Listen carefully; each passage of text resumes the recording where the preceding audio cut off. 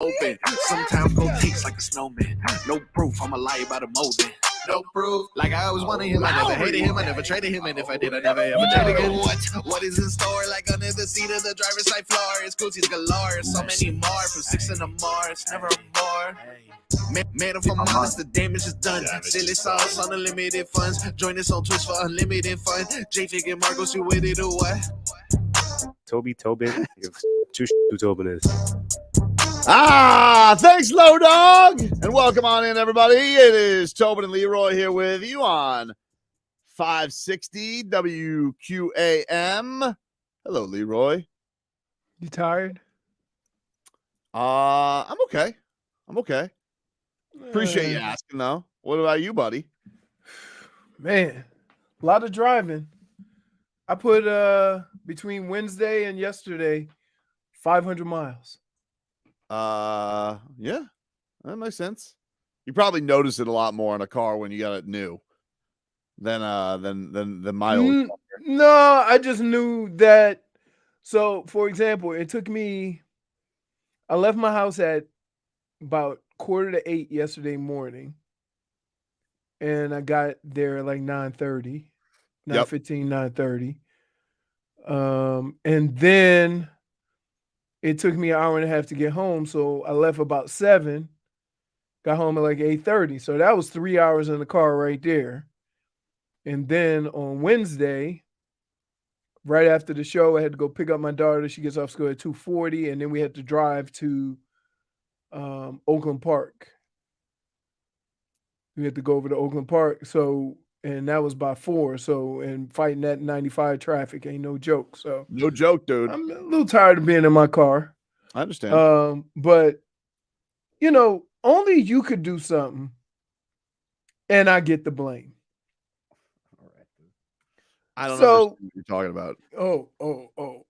Oh. Let me go to the evidence.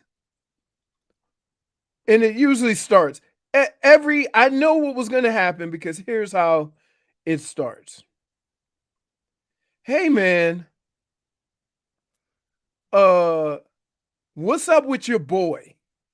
That's usually how a text or a tweet will start. Here's how it goes. Oski, you know you dead wrong for letting Brendan Tobin act like a damn fool at the game today. What an idiot show pony. Silly sauce overload. And your boy Jism got burnt, a.k.a. toasted, blew the game. To which I replied, he got loose. Next thing I know, he was on the Jumbotron. I don't know. I mean, like, why is Oski acting like he didn't enjoy it? Because everybody else had a good time with me on the Jumbotron. So I don't understand what the problem is. You did an amazing job. Yeah, I don't understand. Like, you did an amazing job. What was an overload? Like, you're literally supposed to be a clown. That's what they want on the Jumbotron. They got the job guy.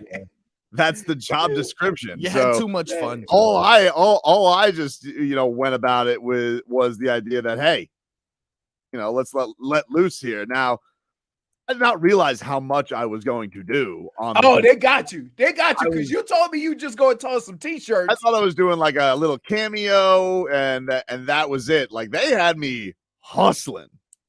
I was like, we saw you all over the ballpark. Dude, First, you were eating sandwiches. That was then good. You were the Cubano Gigante.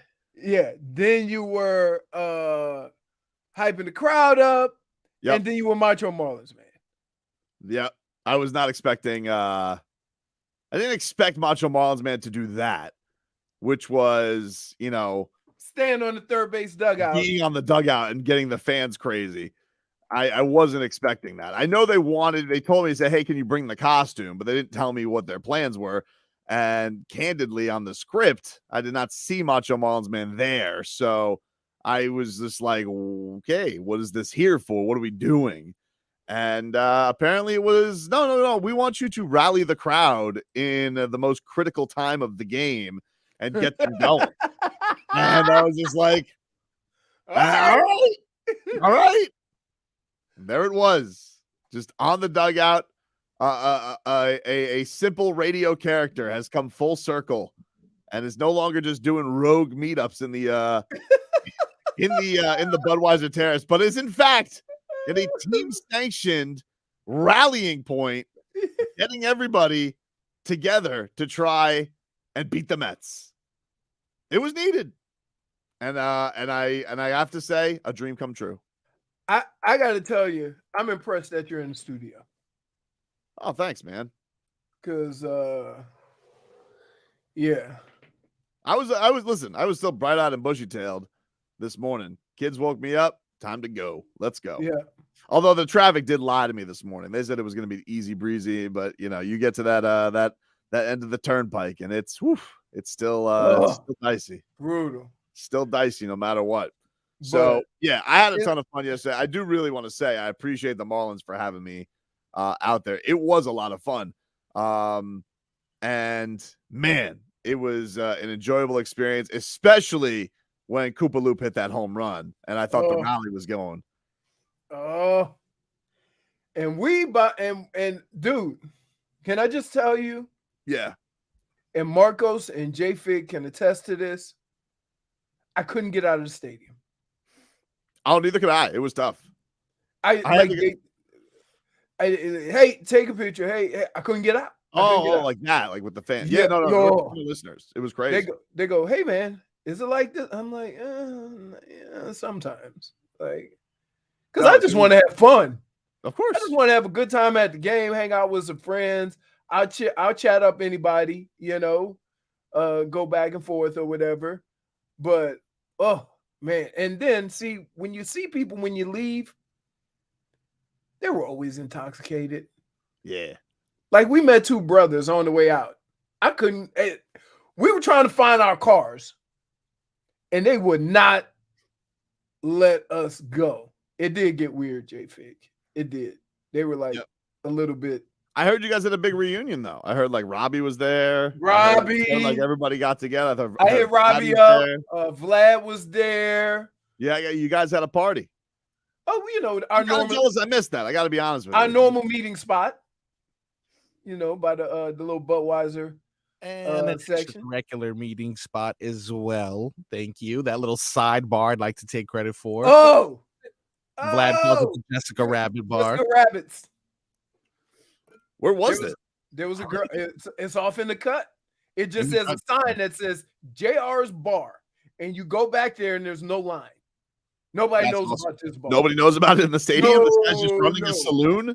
And really one of the bartenders looked like Jessica Rabbit. Wow. Yeah. How about that? J-Fig's like you're spoiling it.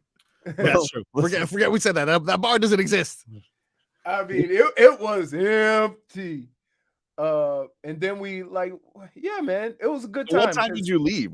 How long did you stay till? 7. 7th inning? No, 7 o'clock. Oh, 7 o'clock. So did you see Macho on the Jumbotron? Huh? Yes. You did? No, we didn't. Wait, we saw. I think we left right after the home run because J-Fig was using the bathroom during the home run, and I told her she has to now use every bathroom. You say J-Fig, he tried to make J-Fig stop at every bathroom. Just go in. Didn't work. Pretty wild. All right. Some headlines brought to you by the new Palmetto Ford Truck Super Center. Why buy your truck at a car store? Palmetto Ford.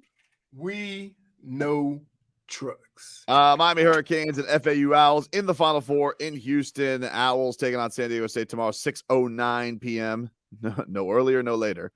San Diego State is a 3-point favorite. The Canes, they take on UConn tomorrow at 8:49 p.m. UConn 5.5-point favorites. And, of course, you can hear that game on 104.3 FM, The Shark. Of the two teams playing, that point spread means nothing to either one of them. No, they've been underdogs all tournament. Like Larinaga said, man, don't pick us. That's what's going on there. We will venture out into Houston for some coverage during the show today. So check that on out. The Panthers, they beat the Canadiens last night 5-2. Matthew Tkachuk had a hat trick. So big one for the Cats, but the Penguins also won. So the Cats remain a point back, and the Penguins still have a game in hand. Marlins. How many more games do they have? I'll look that up during the break. Because I know basketball season and hockey season end right about the same time. The Marlins dropped opening day to the Mets 5-3. Garrett Cooper did hit his first home run of the season, tied it at 3 in the 6th. And the Mets answered with 2 runs in the 7th inning. That would be your final score. Series resumes tonight, 6:40. Jesus Luzardo on the hill against David Peterson from Lone Depot Park. And the Heat, they're all on the practice floor today. They have the Dallas Mavericks tomorrow at. What are they practicing for? I don't know. Good question. You done played, 76 games? They might just be doing like a film session or something. They're not going to I don't know. 77. You played 77 games. Yep. Yeah. All right. We'll take a quick break. Back with more after this. WQAM broadcasting live from the Ed Moore Sawgrass Auto Mall studio.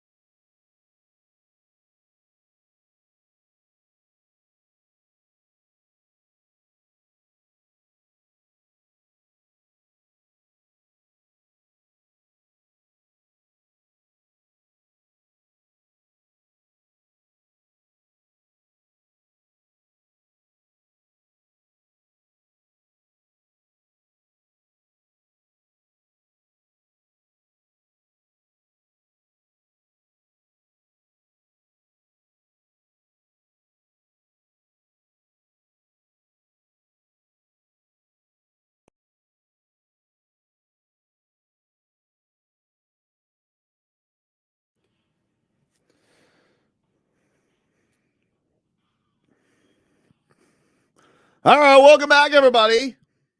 Tobin and Leroy here with you on 560 WQAM. Hey, Dave and Buster's Brothers back just in time for Hoops Tournament Hysteria. And we've got your chance to win a $250 gift card from Dave and Buster's. Go to WQAM.com and enter on the contest page. And if you win, you can go to Dave and Buster's with your gift card and have a party. All on us, Dave and Buster's. Eat, drink, play, watch sports at Dave and Buster's in Hollywood. As you guys will probably be plenty of people there watching FAU, watching the Canes tomorrow, partying it up, watching the action, as we got a big sports weekend ahead of us, Leroy.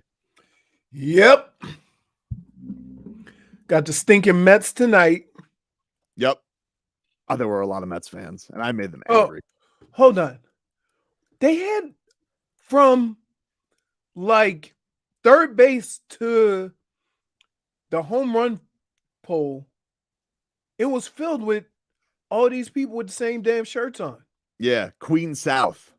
I saw that. And it was funny because I was facing them like when I was getting right on the Jumbotron immediately. And they were basically saying, oh, you got these rally towels, tell them all.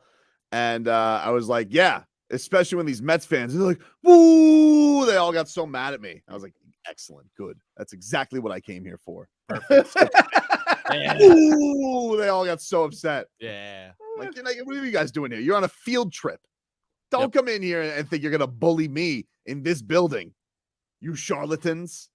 And they're losing the series, all right? Oh, they're losing this series, dude. You got lucky. I tell you what, though, that pitch clock. Yeah. Speeds things right up. Flies by, dude. Wait, they got it on. They have it on the hitter, too. I didn't realize that. Yeah, somebody got rung up yesterday for taking too long on the Red Sox. It was great. And the games evidently you have to get in the batter's box and look at the pitcher. That means you're ready to go before 8 seconds shows up on the clock. Yep. And I think I'm looking at it yesterday, only I think it's 5 games. Was it 4 games? 1, 2, 3, 4 games. Only 4 games went over 3 hours yesterday. Yeah. That's wild. Game changer. Being that we've had 4-hour baseball games. I know you got a lot of aces going, so maybe it'll balance out, but I don't know. It felt like it was humming yesterday because it's not like Sandy had like this rock solid game. He was a little bit wild, so there were guys on base for both teams. You know, Scherzer was walking a few guys, but man, the game just felt like it flew. Yep. Felt like it flew. And, got to see a little bit of what Arias is able to do. That was good. Mm-hmm. You know what he brought to the top of the order? A lot of contact, but they still didn't score no damn runs until the 7th? Took him a while. Yeah, it took him a while. Coop was the star of the game. He had the home run. He had those great plays defensively. Those diving catches. He was awesome yesterday. Jazz had a bad pursuit. Yeah. Yeah. Well, it's a new position, dude. Well, here's what happens. When you're fast, there's no ball that you don't think you can get to. And so a lot of times guys who are fast like that will start like they can get it and don't realize they can't until it's too late. And that's kind of what happened to Jazz, and he got caught in between the bounce and the catch. Ohtani yesterday had 10 strikeouts. Angels still lost. He's got to be thinking, in whatever language he speaks, I got to get the hell out of here. I mean, he speaks Japanese. Okay. In that language, I got to get the hell up out of here. Yeah, I'm sure he's looking at that situation and he's thinking to himself, if I'm going to make $500 million, not with these guys. And I'm sure they know too. They're going to get this last year out of him. He'll get traded by the deadline, right? I would think so. I mean, I don't know what he means, for their business. And so for their business. Yeah. I don't know. There's no business without him. Well, I'm wondering for the Angels, do they feel like they should just hold on to him until the end and just reap one more year of having Shohei Ohtani, or do they try and get a haul for him? You got to try to get a haul. Have to. One would think. If I was Mike Trout, that would piss me off. Why? Because you're gonna have this. You're gonna just. We all know that the writing's on the wall. You're gonna get rid of this guy. Like if I was Mike Trout, you don't think that would piss you off?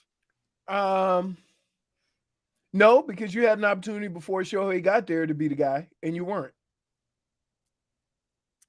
Okay. I mean, I guess I understand I get what you're saying. Like it's in his hand. He does. So you're saying that Mike Trout deserves to lose Shohei Ohtani? No, I'm saying if Mike Trout has a problem with what's going on with Shohei Ohtani, it's his own fault. Okay, because if you guys had been winning and then Shohei Ohtani comes on, you're still the guy. But you haven't won, and then you get this generational player and you still can't win, then they're going to look at you and say you let him down, not he let you down. Yeah, I don't know. I mean, like, did he let him down? I mean, you do. You're right. You have this generational talent, but I'm just saying. We got two of the greatest hitters on that team. Mm-hmm. Right? Yep. They scored 1 run. He had 10 strikeouts. Who you think that's going to go to? Who you think the complaints are going to go to? All that money they spent on hitting. It ain't going to go to Shohei. You get your ace with 10 strikeouts. And all I'm saying is, in a situation like if you're like you always say, these guys are great competitors and these guys care. Like I'm just saying, in that situation, if you're Mike Trout, you have to be pissed. Like he was saying just the other day, this is the most, the World Baseball Classic, the most fun 11 days he's ever had in baseball. Once he realizes he's going to lose his best teammate, I'm sure he's going to be pissed. Get a hit. Okay, but very not mature. Score, not score one, dude. He is good at getting hits. 400 million? Like you're acting like he's an albatross. Who? Trout. Okay. 1 run. 1 run. It's game 1. 161 more. I understand that, but this team has done no winning because they haven't scored runs. Mm-hmm. So when you go to, hey, we can't score any runs, you're going to look at all the money you spend on hitters. And it's going to go, the blame is going to go on them. It ain't going to go on Shohei. So why would he be pissed? If anything, Shohei should be pissed off at him. I'm not saying he's pissed at Shohei. I said he's going to be pissed. I didn't say Mike Trout was going to be mad at Ohtani. I didn't say that. I said he's going to be mad he's losing him. You insinuated it, though. But it's his fault. I didn't insinuate anything. It's his fault. I don't think it's his fault necessarily. I mean, listen, that's how sports works. Or correct me if I'm wrong. I don't care how great you are. If your team ain't scoring, it goes to the greatness of your hitting, and they question it. So Trout has been over in the corner taking a professional baseball timeout. You're being very disrespectful to this guy. No, I'm not. You are. Here's why. As great as he is, the heat has never been on him. Yes, it has. No, it hasn't. Okay, dude. Not like it will now. When you got a generational player, you score 1 run. More of it's going to start falling on him and those hitters. Like, what are we doing? Wasting his generational talent. So, yeah, he could be pissed off about that, but it's his own doing. Get a damn hit. He does get hits. A lot of them. His whole career. What is this criticism you're levying at him? Hold on. Last year. You started this by saying he was going to be But you're acting like he's not holding his weight. It's a ridiculous argument. Okay, you're saying that, but at the end of the day, where's the blame going to go? Leroy, he's one of the greatest baseball players of all time. Agreed.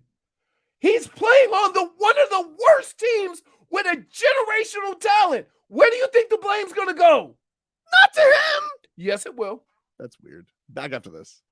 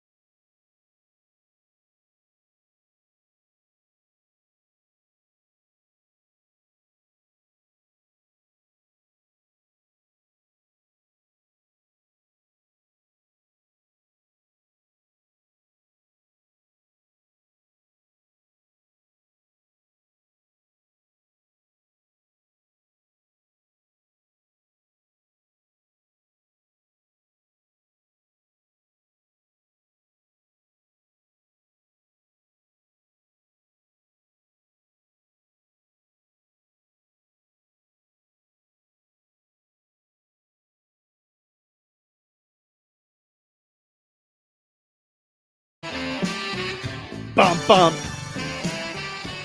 15 minutes of heat here for you on 560 WQAM.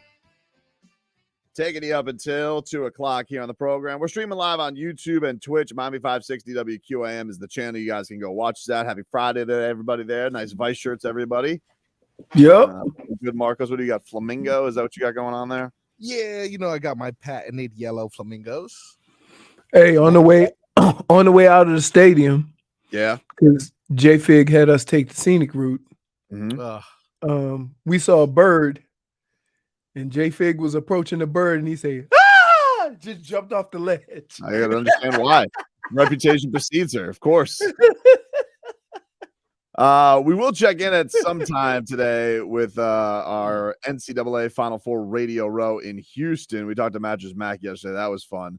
Which is brought to us by Werner, the official ladder of NCAA March Madness and the official ladder of construction professionals everywhere. Reach new heights with Werner, available at wernerladder.com. As you have everybody arriving. So you see Jim Larinaga with the cowboy hat, Leroy. I tell you what, they get the stops pulled out when you make the Final Four. It looks like they get a lot of swag, a lot of cool stuff. Basketball team. That used to be the NCAA's way of giving the players a cut. Really? Giving you swag. You ain't get no money. Nah, just swag. Well, but the better bowl, the better place you go in sports, the better your swag bag is. Yeah, that swag bag looks like it's got to be nice for the Canes and for the Owls going on. Well, yeah, because the Owls, they'll probably make enough money to pretty much take care of their whole athletic department. Yeah, really cool. Right. A little bit different for the Canes, but what Coach L has done is made that program relevant. I'm talking about real relevant. Of course. He has.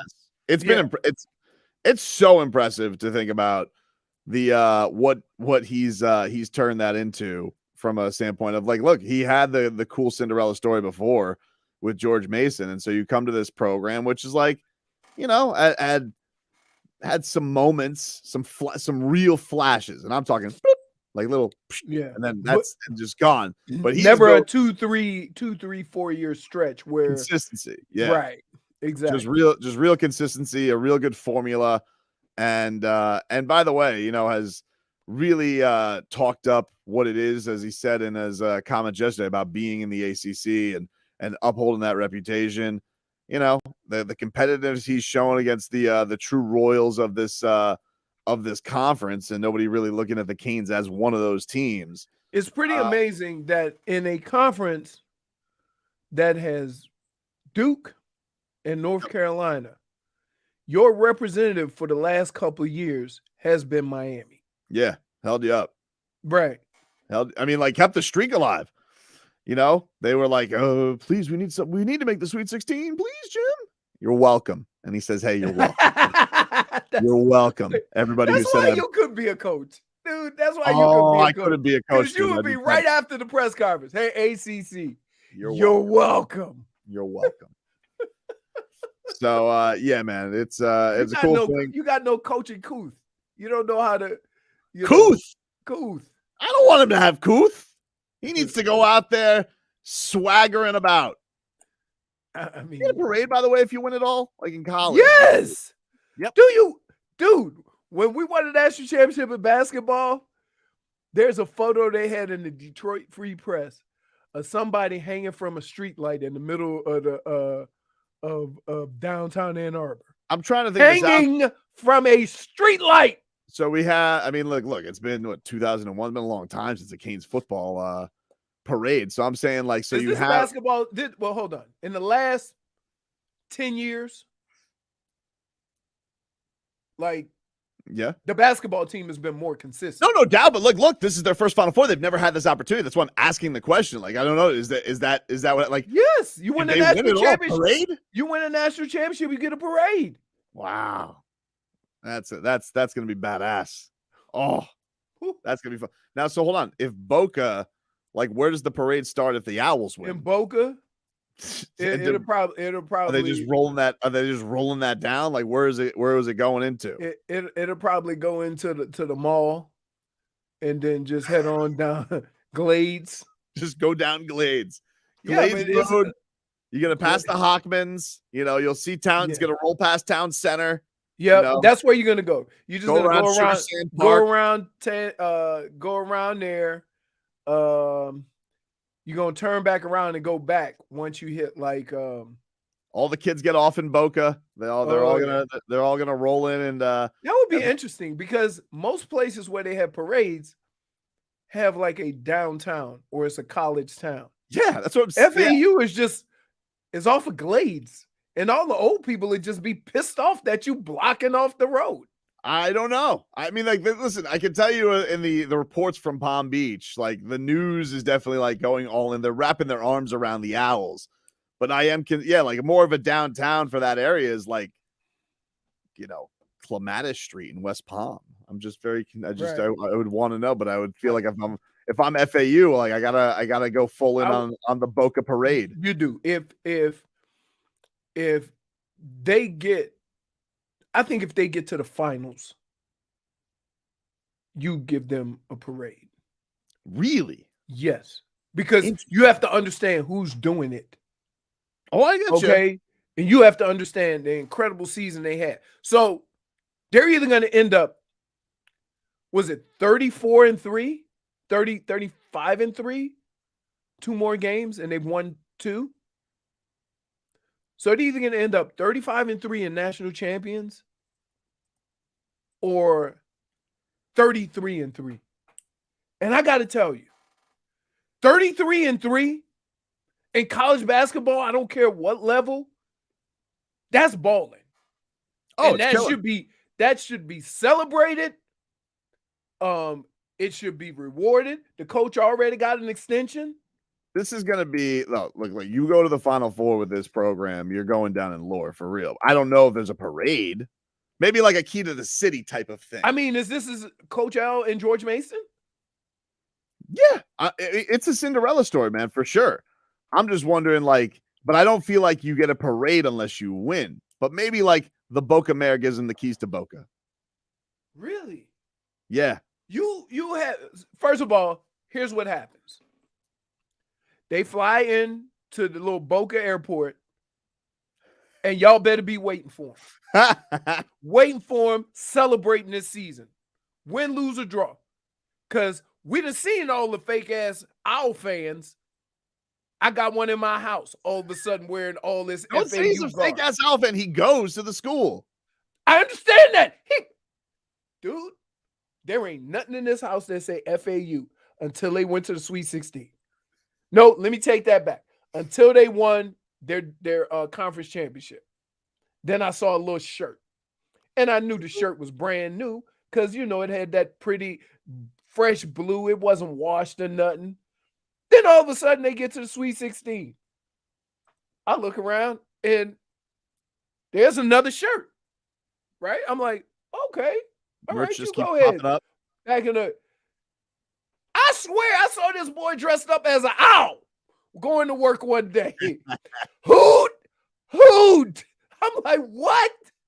He's trying to find out how many licks it takes to get to the center of a Tootsie Pop. Hey, they went to the Final Four. He got home from work at 12. He come in the room. Hey, they made it. I'm like, get out of here. Gameboy 305 says, we'll celebrate anything that gives us a reason to bring out the pots and pans in South Florida. That's true. I mean, like, if it gives a Canes opportunity to pots and pans it, we're doing it. Do pots and pans have to be below $5.95? Can you go all the way up to Boca with pots and pans? No, he's talking Canes. He's talking to Canes. Okay. Yeah. No, the pots and pans will be out for the Canes for sure. Now, you know where Broward starts and Palm Beach ends. Yeah. Right. If FAU should happen to play Miami in a national championship game, oh my goodness. I know. It blows your mind. It needs to happen just because of my feel good. I need my feel good to be on point, and that would do it. They're coming in on Monday. Like we would be coming in on Monday with a title game with 2 underdogs. You know, right now the line's expanded. UConn's a 6-point favorite now. Yeah. San Diego State's a 3-point favorite. So no, you know, the odds makers, they don't think it's going to happen. Oh, they've been saying that all tournament. So what's new? If this comes out, it's such a crazy feeling because, like, man, you're talking about a bunch of people caring about that Canes program and that school down here, but it's like one of the coolest stories ever with FAU, and it's both local. It's just it's an unbelievable showdown. That we have been so consumed by football that I just hope that we take a step back as South Florida fans and enjoy the hell out of this. I'm telling you, what you're witnessing right now is a rare occurrence in sports. That you have a team in Boca that's getting ready to play for an opportunity to go to the national championship game. And then you have a team like the Hurricanes that play their own style of basketball and say, come get some. They don't have all the 5 stars and they don't have the one and dones, but they got an excellent basketball team that plays hard, that gets after you defensively. And the worst thing you could do to the Miami Hurricanes is get a 10-point lead. Because then they're going to put that full court pressure on you, and it's over. They've done it the last 2 games. That comeback in that Texas game, I was like, it was so impressive to see them just be able to block, because I feel like a lot of teams would have wilted in that scenario. They couldn't break that press, though. It was just so impressive. It was unbelievable. And then they gave it to them. Did it again in the second half. Oh. Dade South says owls can solely turn their head 360 to look out for Jay Fig. It's true. Who is that? Who is that? Witcher. Watch out. Schmeeth and Schmolnick says Boca buys their pots and pans at the Pottery Barn. That's true. Very fancy. And they got one right on Glades, right next to. They do. Right next to Boca High School, right in that little strip mall, right in front of it. Josue says nothing they hate more than praising South Florida sports. You're right about that, dude. Like, this is college basketball's nightmare, and I love it. Can I just say this? Who cares? Oh, I do. I like making. Who cares? Let's enjoy this. No, I will enjoy it, but that's the thing that you'll always throw that at me. You're like, well, why do you spend so much time on the negative energy? Just enjoy it. And the thing is, I do enjoy it, and then I can go pivot. And I can just be like, but also I will enjoy their misery. But winning gives them misery. You don't need to, you know what I mean? Like, no. But I like to bask in it. Because guess what? Not enough. It's not enough to just know they're miserable. I want to feel their misery. You know what's amazing? There's a handful of people that actually picked UConn before the tournament started. So I'm not talking about those people. But all you people that all of a sudden are on UConn like they are the favorites and they should win and they're the most complete team. Where were you 2 months ago? Why were they a 4 seed if they so dominant as you say they are? Cool Boy says Wong is better than Tyler Hero. It would be nice if can we borrow some Canes for the playing game afterwards? I was thinking. You've already accepted the fact that. Well, I was trying to figure this out today because, like, the Hawks play the Nets. I'm like, well, there's not really a good scenario there for Miami because one's right behind, one's right ahead. So, but that's what happens when you put yourself in this scenario, Miami. It is pretty. You did it to yourself. I can't. Like we're saying that this team is underachieving, but what if that's not true? I don't want to think that because of what this same group did last year. But if this is the extent of who they are this year, every year's different. And we just haven't accepted that. I mean, is it on us or is it on them? No, it's on them. And like, I'm not even like, like the thing that's frustrating about it, like we keep going back to last year. Yeah, last year's frustrating. I'm going back to last week. Like the kind of performance they had against the Knicks last week compared to what the next 3 games were. Like Right. to have that Jekyll and Hyde-ness of a team is just like, I don't know. It's almost like I look at them sometimes like 3 a.m. drunkenness, right? And I was like, I thought she was a 10, but maybe she's a 3. Here. You have to look at it this way. Into All the things that you are explaining about this team is the definition of average. Right? And you could see it and yeah, they've been a coin flip all year. It's right. just like, we didn't want to admit it because of what we think this team could be. But there are things that happen during the course of a game that lead me down that path. Like some games I understand getting out rebounded, but not by 20. Like not by 20. yeah. They're on the practice court in a mere amount of minutes, so getting ready for a Are you gonna go in? Are you gonna go in Bobrovsky the Heat? dude, I don't like that you said that. I didn't jinx the Heat. You didn't I've been around the Heat all year. You jinxed the I didn't jinx the Panthers. You mean the Panthers who had just won 2 straight? Now all of a sudden I'm not a jinx. Now obviously Bobrovsky's been out. Well, no, because here I'm gonna tell you what's up. Okay. That they went and got the shot, right? They went and got, the Tobin shot. And now they're on the other side of the worst. Like don't call me don't say there's a vaccine for me. I don't appreciate they are. that. Really? I don't appreciate that. Wait, let's put all the cards on the table. Look, you're hey, classless. Here, Marcos. I use this water as an example. If I give you a sip of water and then you get sick, is it safe to assume that this water got you sick? A real show pony, you know that? Right? Yeah, I think it is. So if Tobin, who hasn't talked to Bob all year, goes and talks to Bob, and then they go on a 3-game skid, is it safe to say that the reason why they went on that skid because you went and put the old on them? I'm not a jinx. You're a jinx. Why has Bob been out recently? Is it an injury? He's sick. Did you give him any water? I didn't. I wasn't in the room with him. We did the interview miles apart. Don't matter. Back after this. Hey, what?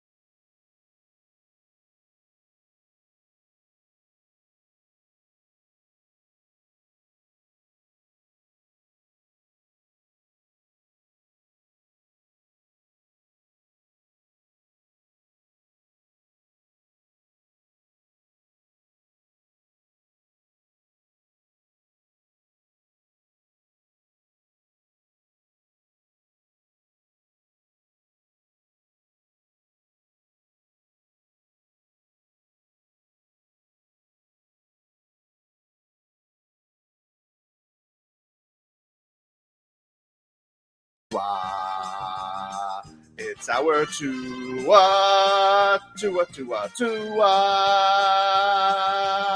Tonga Vailoa. Not Tua Tagovailoa. A for effort. Dolphins quarterback. Tua. It's our Tua. It's our Tua. Tua. Tua, Tua, Tua. Tua, Tua, Tua. Chris Sims can go to hell. Tua Tagovailoa. Dolphins quarterback. Daddy loves you guys. Our Tua with Tobin and Leroy. Check the history of Hour two of the program, ladies and gentlemen. Tobin and Leroy here with you on 560 WQAM. We take you up until 2 o'clock here today.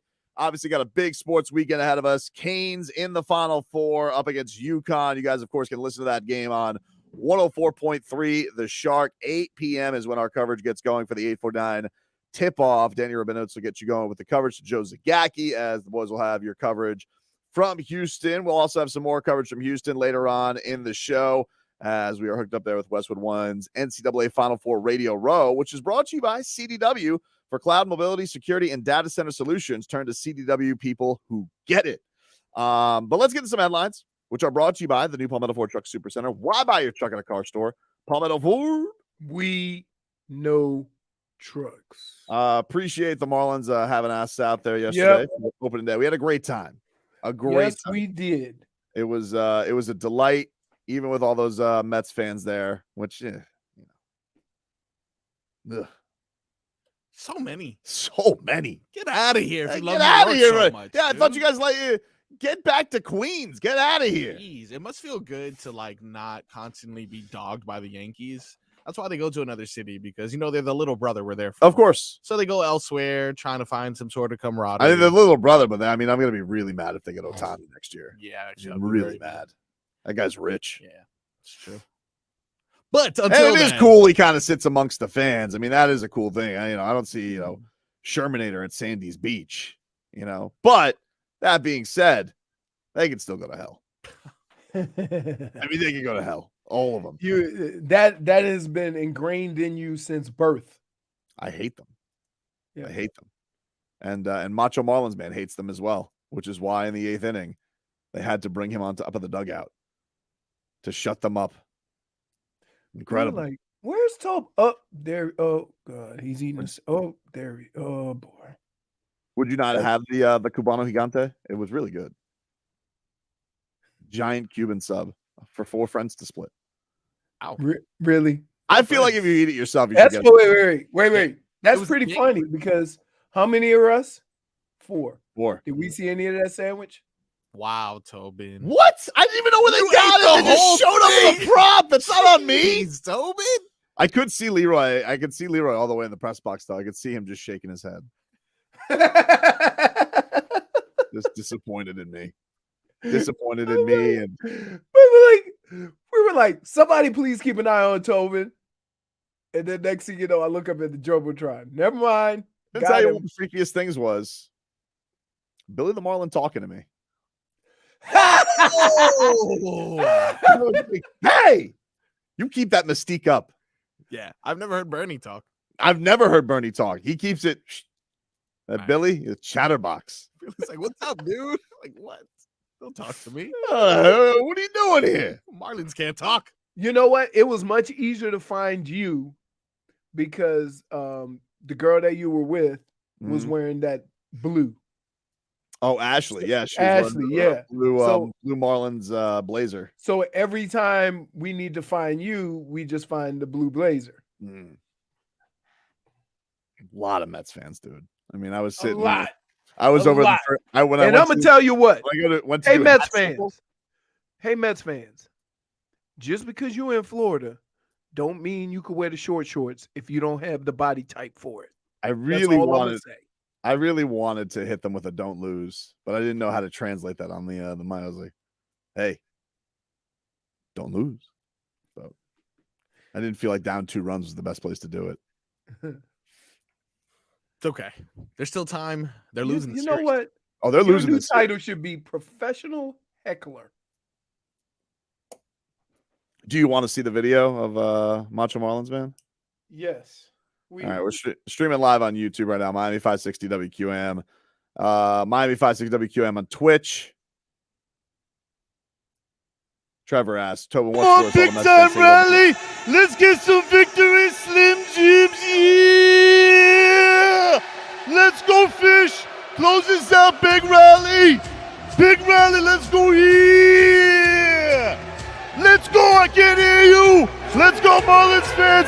Let's send these Mets fans home sad. Beat the Mets. Beat the Mets. Ooh, no, we don't want to be here. Let's go. Let's go, Marlins.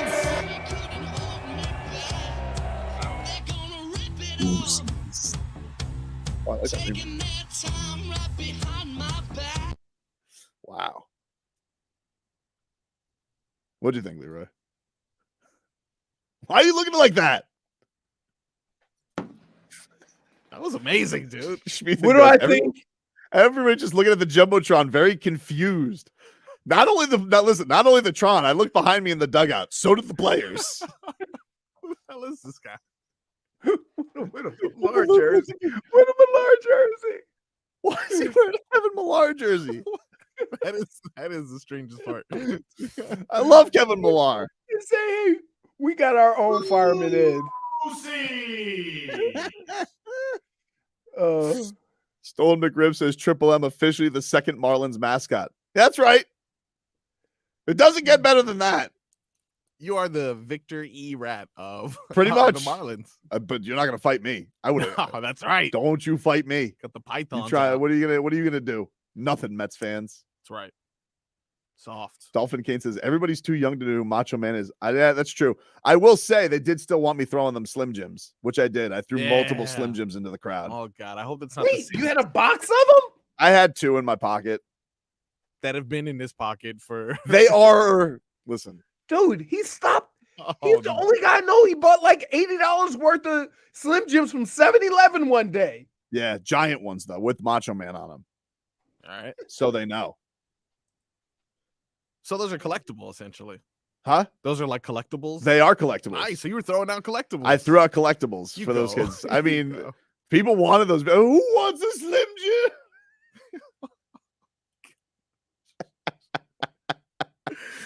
Wow, dude. I Top- really thought that was going to be the rally for the Fish. Is that a top 5 moment in your sports professional career? It's up there, dude. It's gotta up be there. up there, I mean, dude. I think it's like probably like Dwayne Wade Boulevard, Yeah. interviewing in Pat Riley's office, Mm, Macho Marlins Man. yeah, it's pretty good. It's pretty good. Oh, and I also, gotta of tell- I course, gotta tell you. Mariachi Band. Ah, Oh, dude. And like after you've had a couple of cocktails, like you're kind of looking at each other going, is this real? Yeah, He I mean, goes- we've had some surreal moments. He Like goes, yeah, dude, I think this is a mariachi band following us. we had Oscar De La Hoya just photobomb our show. That was fun.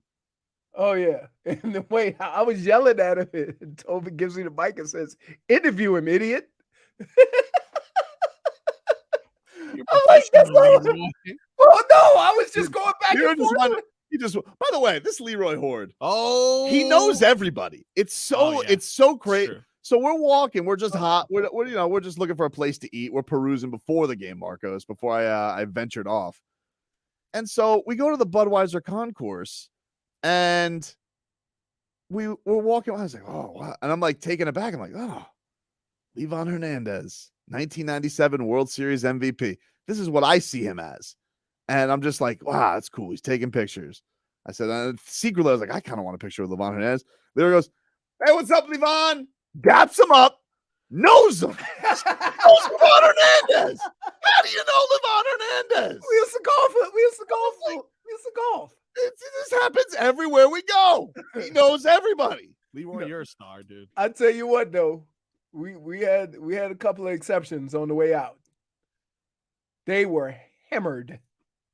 Yeah, there was some people. There's people who Leroy knows, and there's some people who know Leroy. those are a different crowd usually. It was like I was so blown away. I was like, oh, That's so cool. Nice. Levon Hernandez is it. I've lived Hey, down what's here. up, Levon? Did he I've body been shit? living here since '93. No, he actually that was probably the biggest upset of the day. Marcos, he goes, man, Levon's looking good. Lost a lot of weight. Wow. Yeah, He he has. did. Mm, He lost nice. a lot of weight. He looked It was good. Goosey's. It was Levon to Jeff Conine for the first pitch. Oof, Yeah. beautiful. Although Conine went with the suit. He's going with the he's got the whole suit. He's the suit in the organization now. I know. He's basically new Jeets is what he is. Nice. Nah, I you gotta appreciate give him some power. But Oh, yeah, yeah. so we used to golf a lot, and he's a good golfer, man. Is he? Oh, Pitchers, yeah. right? Pitchers are good golfers. That's the thing. Baseball players, because they're see, the only problem with baseball players is this: when you get done with a golf swing, your weight is on your front foot. When you hit a baseball, your weight is on your back foot. And so if you can work your way around that, because they have really strong forearms and wrists and stuff like that, they really hit it. Hockey players also good golfers. So kickers, because it's that core action. Because I would say Quarterbacks, because they throw and I they don't better- get hit. I better not see Jason Sanders golf this offseason. He better just be kicking this entire offseason.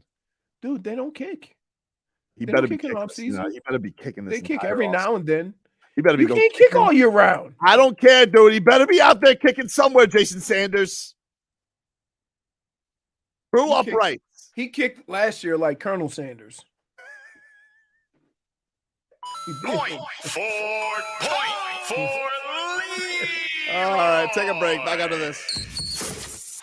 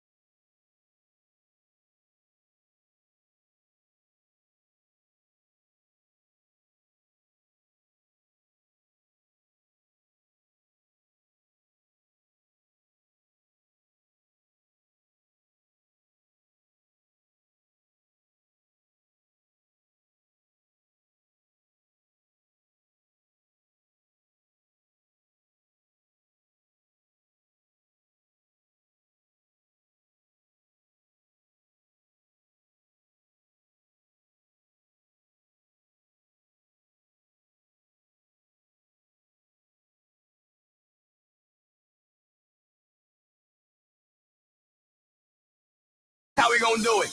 Dale. All right, welcome back, everybody.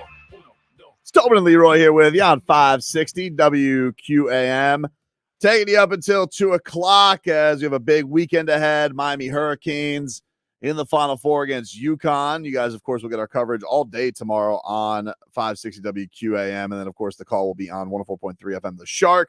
Pregame starts at 8 o'clock with Danny Rabinowitz, and then Joe Zagacki has your call from Houston. FAU, of course, also in action tomorrow against San Diego State. So South Florida taking over the Final Four, and we have our coverage over there in Radio Row as the Westwood One's coverage of Radio Row is going on, and it's brought to you by Duluth Trading Company. Tell uncomfortable underwear to ride the bench and go buck naked. No pinch, no stink, no sweat.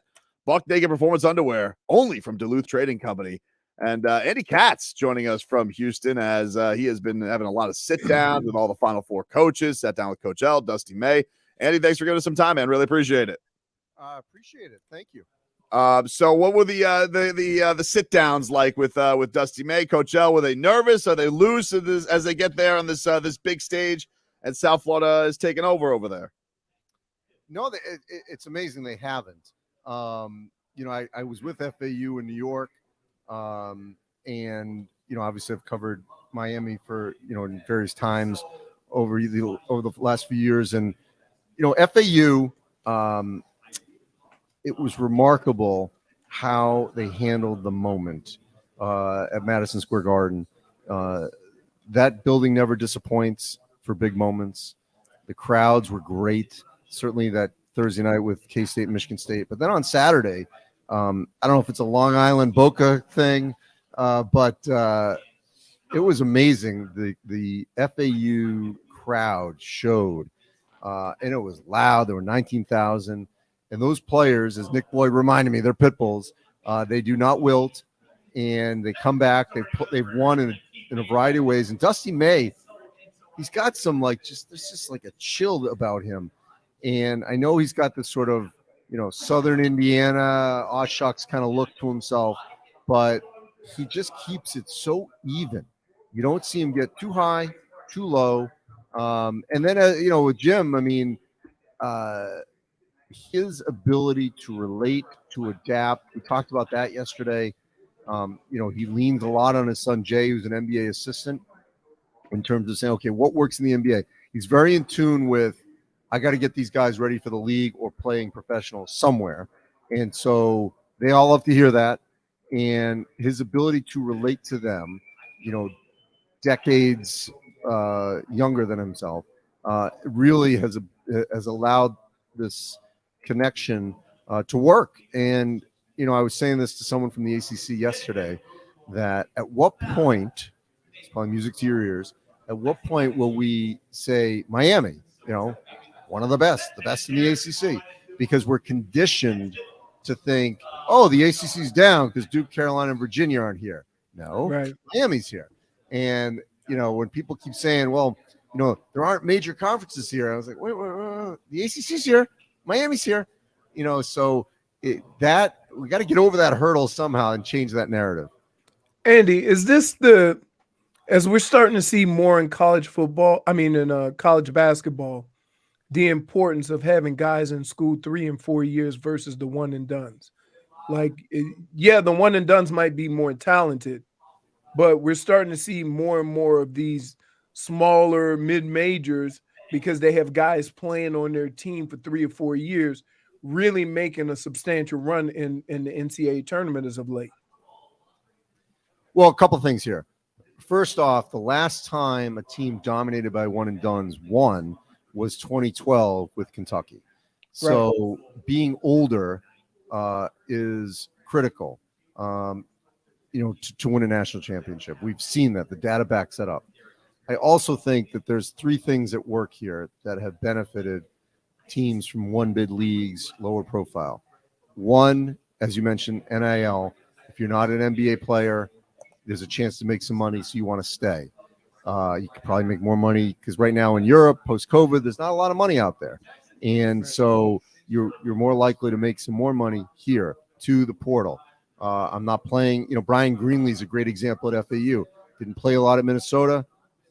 He's playing great for FAU. So those kinds of things happen. Jason Leday from Ohio State, now at San Diego State. And the third thing that we cannot lose sight of is the COVID year.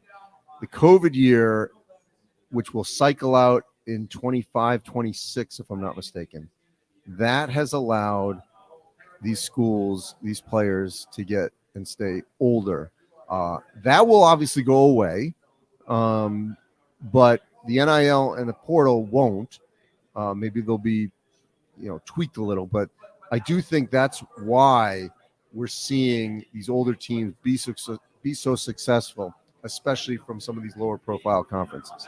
How have you thought, somebody who's covered the sport for a long time, how do you feel like the NIL stuff has benefited? Obviously, it's benefited the Canes greatly, and it's cool to see programs have ways to kind of balance things out. Some coaches have criticized it publicly this year, and a lot of it has alluded to Miami being able to get to where they've gotten. How do you feel like it's benefited them? Yeah, I'm a fan. Obviously, the other thing I will say this. I don't think we're going to consistently see the recruiting aspect. I know that's the one part that everyone's really fearful of, whether it's in college football or college basketball, because I do think we're going to get to a point where boosters, donors, collectors, you name it, are going to say, wait a minute, I gave X amount and this guy wasn't any good. You didn't play him. I need to see, production before I go all in again. You can't keep coming back to me to try to get player X and then he doesn't perform or then he leaves in a year. Right. That part, I think, will settle down.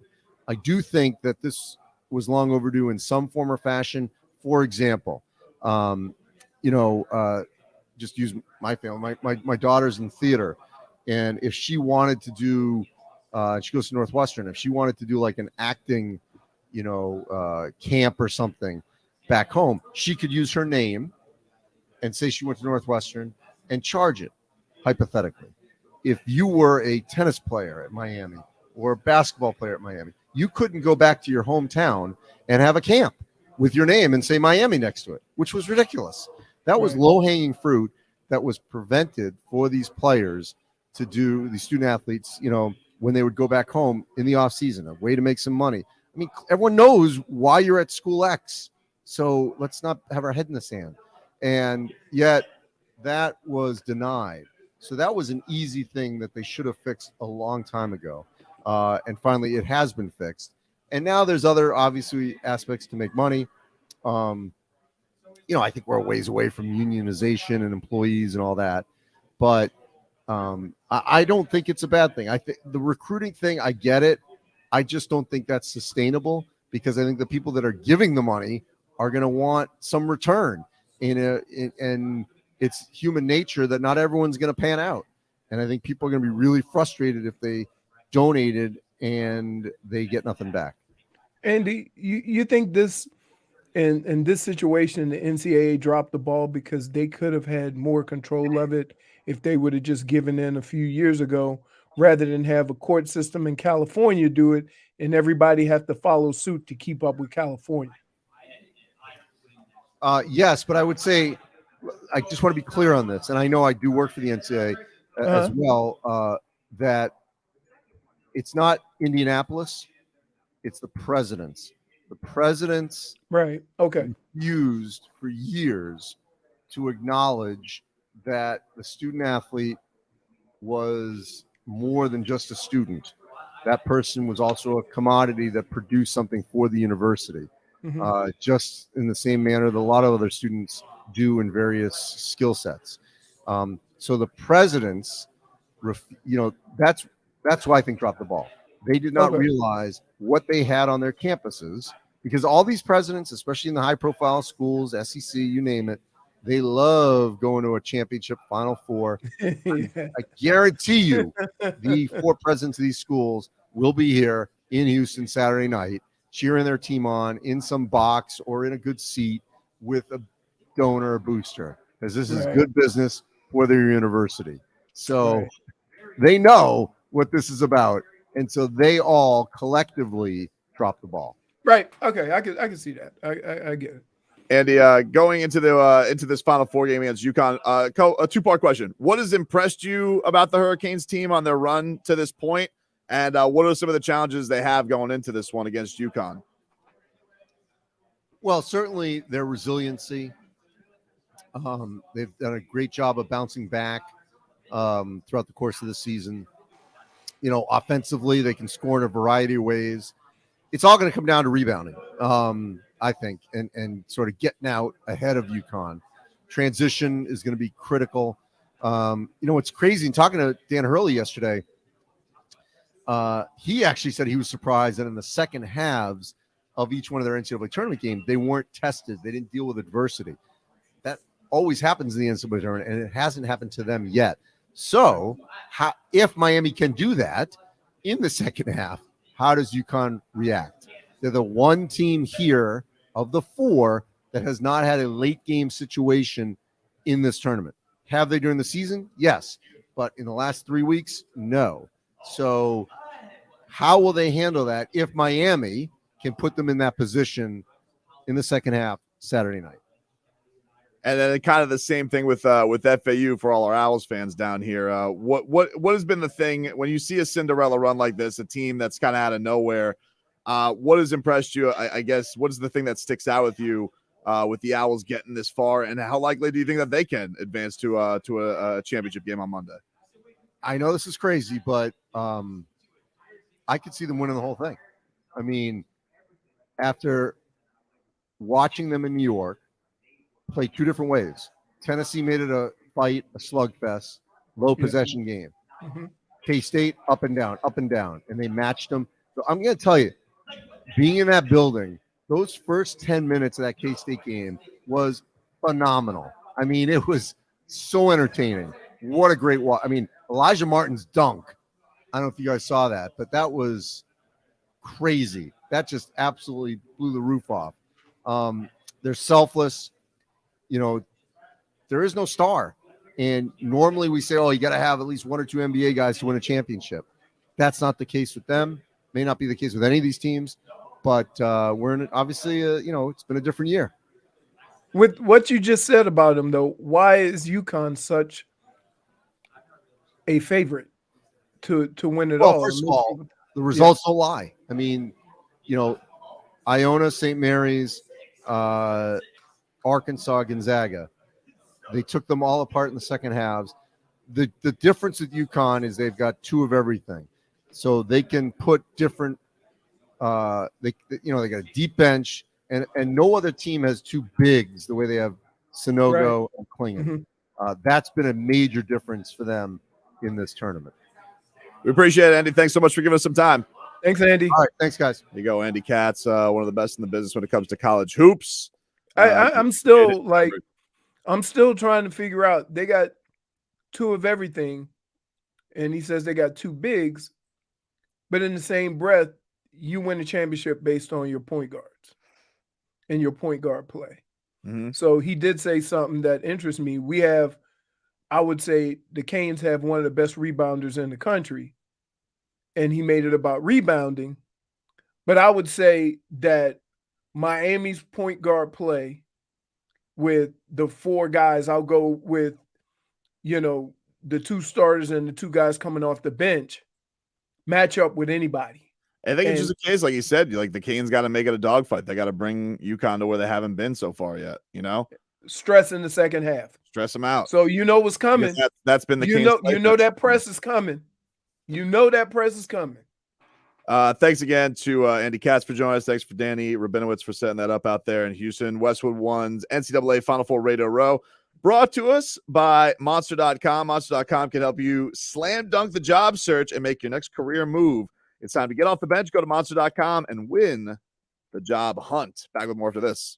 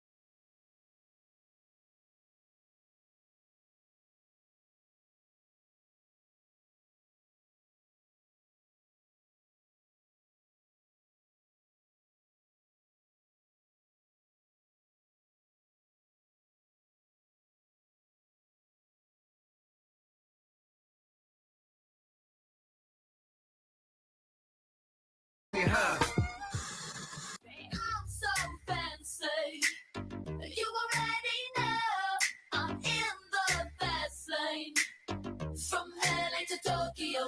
I'm so fancy. Ah! Too much? Very Never pirate. too much. I mean, based on what we experienced yesterday, Dude, this is merely a sip of water. you didn't get the goosies when I introed the team onto the field? It's a boyhood dream. That was pretty good. It was pretty good, wasn't it?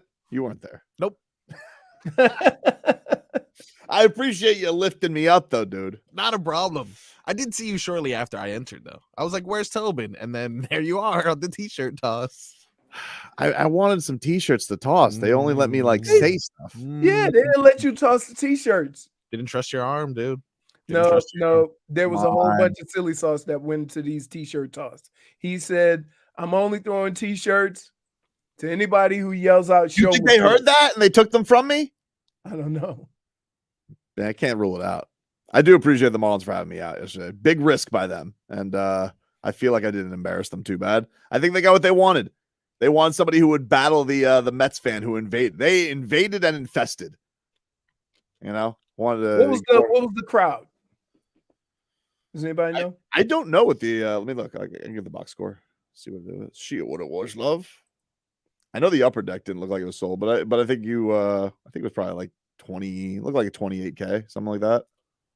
Everyone was in line at the arepa bar. I love me some arepas. That line was long. Like when I go to a stadium, I don't really want the stuff that I eat every day. Right? It says attendance was 31,000 yesterday. Okay. I definitely couldn't get out of there. I tell you what, that was a pain in the ass. We left early and it was 2 hours and 42 minutes though. Mwah. Delicious. Yep. Perfect. Almost got home before dark. Pitch clock, dude. All right, Leroy. Let's see what tickles your fancy here, lad. There's a lot of tickling going on this weekend, my friend. All right. Well, let's start off with the most important thing. The Florida Panthers taking on the Columbus Blue Jackets. 7 o'clock on Saturday. Tickle your fancy? No. Fancy, What not else wrong tickled. with you? All right. I apologize. You know what I just saw? I didn't realize this until I just went over to the Heat's schedule for tomorrow. So I'll just get this out of the way. There's only 2 NBA games tomorrow. 2. And how about the unlucky fortune of the Heat that their game is that they're one of the 2 games tomorrow, and there's 2 South Florida teams in the Final Four. I'm going to tell you, no respect to the Miami Heat, but you understand. You understand? Right. You get my you'll get my side laptop, but No, you know, I'm not. No, I don't do that. you don't do that. I do that. I do multiple screens. I can't do multiple screens from the jacuzzi, baby. Well, I'll actually Like, be on. that's how we should do. I'll do multiple screens from the Is it a jacuzzi game or not? But the Heat, 7:30 tomorrow. Dallas Mavericks Here. at the Miami Heat. Ticket your fancy? No? You can't hear me? Lose me? I think you lost us. You unplugged yourself. That's what you did right there. You unplugged your mic. You gotta unmute yourself. I had to. There you go, buddy. I had to reset. Reset. Beautiful. So All right, Leroy. yes. Does Heat Mavs tickle your fancy? No. No. All due respect to the Miami Heat, All Fancy, respect. not tickled. but I'm gonna be sitting in my jacuzzi with the cooler with a couple of adult beverages, and I'm gonna be in there for a while because I might get out of there shriveled. Because I'm gonna be watching the FAU game, and then I'm gonna try to watch the Canes game. By then, I might be dehydrated and have to get out. But believe me, no disrespect to the Miami Heat, you get 0 of my attention from 6 to about 12. Fancy, not tickled. Tomorrow at 6:09. Hoot, mother bleeping hoot. Hoot! The Owls take on San Diego State in the Final Four. Does that game tickle your fancy, Leroy? Absolutely. Anytime I tell you My fancy is tickled. that I have prepared my jacuzzi and my cooler for an experience of sports, it tickles my fancy. What about tomorrow, before we get to the Canes, Roy Jones Jr. is boxing former UFC lightweight champion Anthony Showtime Pettis by Jorge Masvidal's boxing promotion in Milwaukee. Tickle your fancy? So, hell no. What? Wow. Hell no. Fancy not For tickled. 2 reasons. Roy Jones ain't no lightweight. He's not. Okay. Let's start there. And I saw him fight Tyson. It's a rough look. Yeah. But I hear he's in much better shape. Okay. Just I letting won't you- see it to believe it, but I have zero interest in that. I will say Fancy this not though. tickled. If I had to rank my sports watching experience, that wouldn't even crack the top 5. Wow. Okay. I think I'm going to watch. Why? I'm just intrigued. I also want to see Jose Aldo is boxing little heathen Jeremy Stevens. Or as most people know him, he's the guy that Conor McGregor turned to and said, "Who the F is that guy?" That is unfortunate. That is what he's known for. He had a very nice UFC career. But unfortunately, he's the who the F is that guy? Who the F is that guy?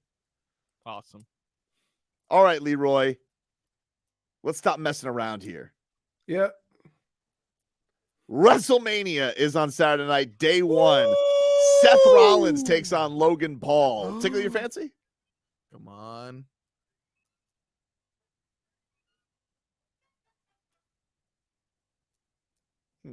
I guess he's got to hit the other button, Marcos. All right. Fancy not tickled. How dare you? What? Come on. But at least, hold on. Sorry, Roy Jones. You just moved up the list. All right. Seriously. 8:49. Houston, Texas, Leroy. The Miami Hurricanes take on the Connecticut Huskies. Does this game for a chance to go to the championship tickle your fancy? Absolutely, because if FAU and Miami win, this will be one of the greatest South Florida sports stories ever. My Ever. tickled. Ever. I'm not talking about just until football. No, we will always talk about Miami and FAU if they match up in the championship game. Didn't they didn't they play? And Coach L said they played and Isaiah Wong had to make a last-second field goal to win the game or something. It was either this year or last year. Last year. Yeah. I will say though, Leroy, sure you don't want to be watching Logan Paul versus Seth Rollins? If you throw that in my face one more time, you gonna add us to the card. Whoa. I apologize. Don't insult my sports watching with nonsense. You know what the real deal is. There is nothing. Well, you're gonna wait. You're gonna like no other sports than the Final Four, and I would never say that because if it was any 4 other teams, we would have a conversation about all this other nonsense. But because it's FAU in Miami, you best believe all eyes will be on that TV as long as I'm not dehydrated. All right. Well, that is Tickle My Fancy. There's only 2 games. Only 2 games. Fancy. Only 2. Leroy has blinders on. And it should be that way for everybody. I'm not Blinders side on. watching. I'm not watching. No. I'm all in because I want to see something special. And you watch live sports so you can see that something special. And if Miami and FAU win, oh my goodness, What do you think Monday's show gonna be? Oh, it's going to be goose to the gills, dude. Because we win, regardless. We win. Back after this. The results are in.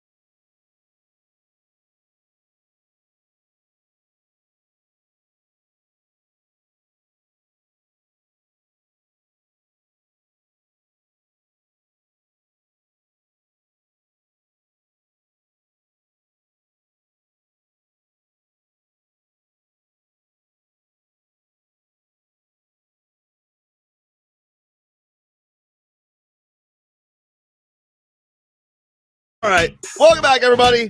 Tobin and Leroy here with you on 560 WQAM. Celebrating Canes, FAU in the Final Four coming up tomorrow. You'll have all your coverage going on WQAM up until the pregame, which at 8 o'clock gets going on 104.3 The Shark. But there'll be a lot of lead up tomorrow. Got a lot of hustle and bustle going on over in Houston at our Radio Row, Westwood One's NCAA Final Four Radio Row, which is brought to you by BuyNet Suite. To gain visibility and control over your business, take advantage of this special financing offer of no payments or interest for the next 6 months from NetSuite by Oracle. Head on over to netsuite.com/hoops to learn more. We will throw it to Hollywood, who's going to be on the pregame tomorrow. He's going to be talking to Jim Boeheim here in a second. So we'll throw to him. I believe we're going to talk to P.J Carlesimo later this hour.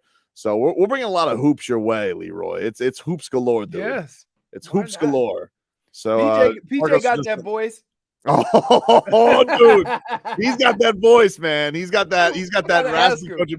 I think a coach probably just has to be happy in an offseason so they could just have some honeysuckle and just rest the voice a little bit. I'm gonna ask him, what player got your horse like that? Because there's always a couple of players that you just got to yell at constantly.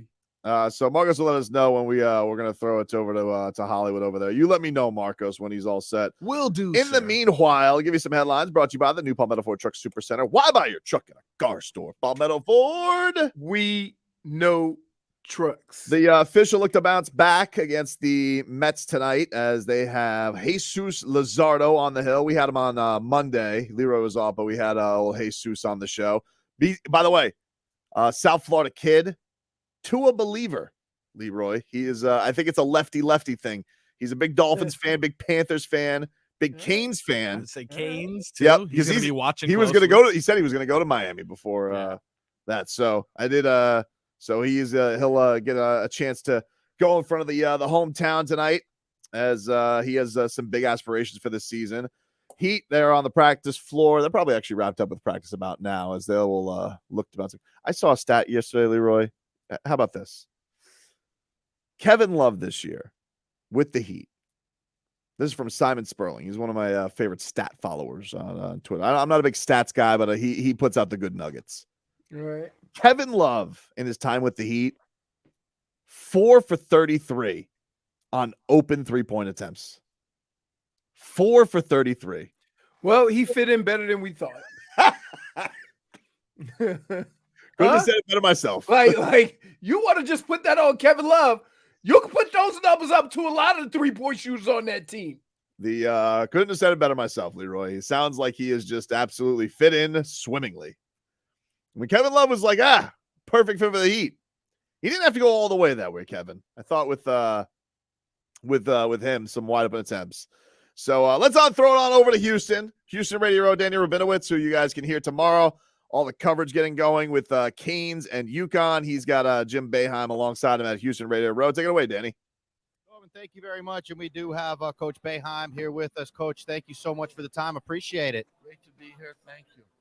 Coach, I just want to congratulate you on an amazing career. And, you don't see a coach spend that much time at one school like that.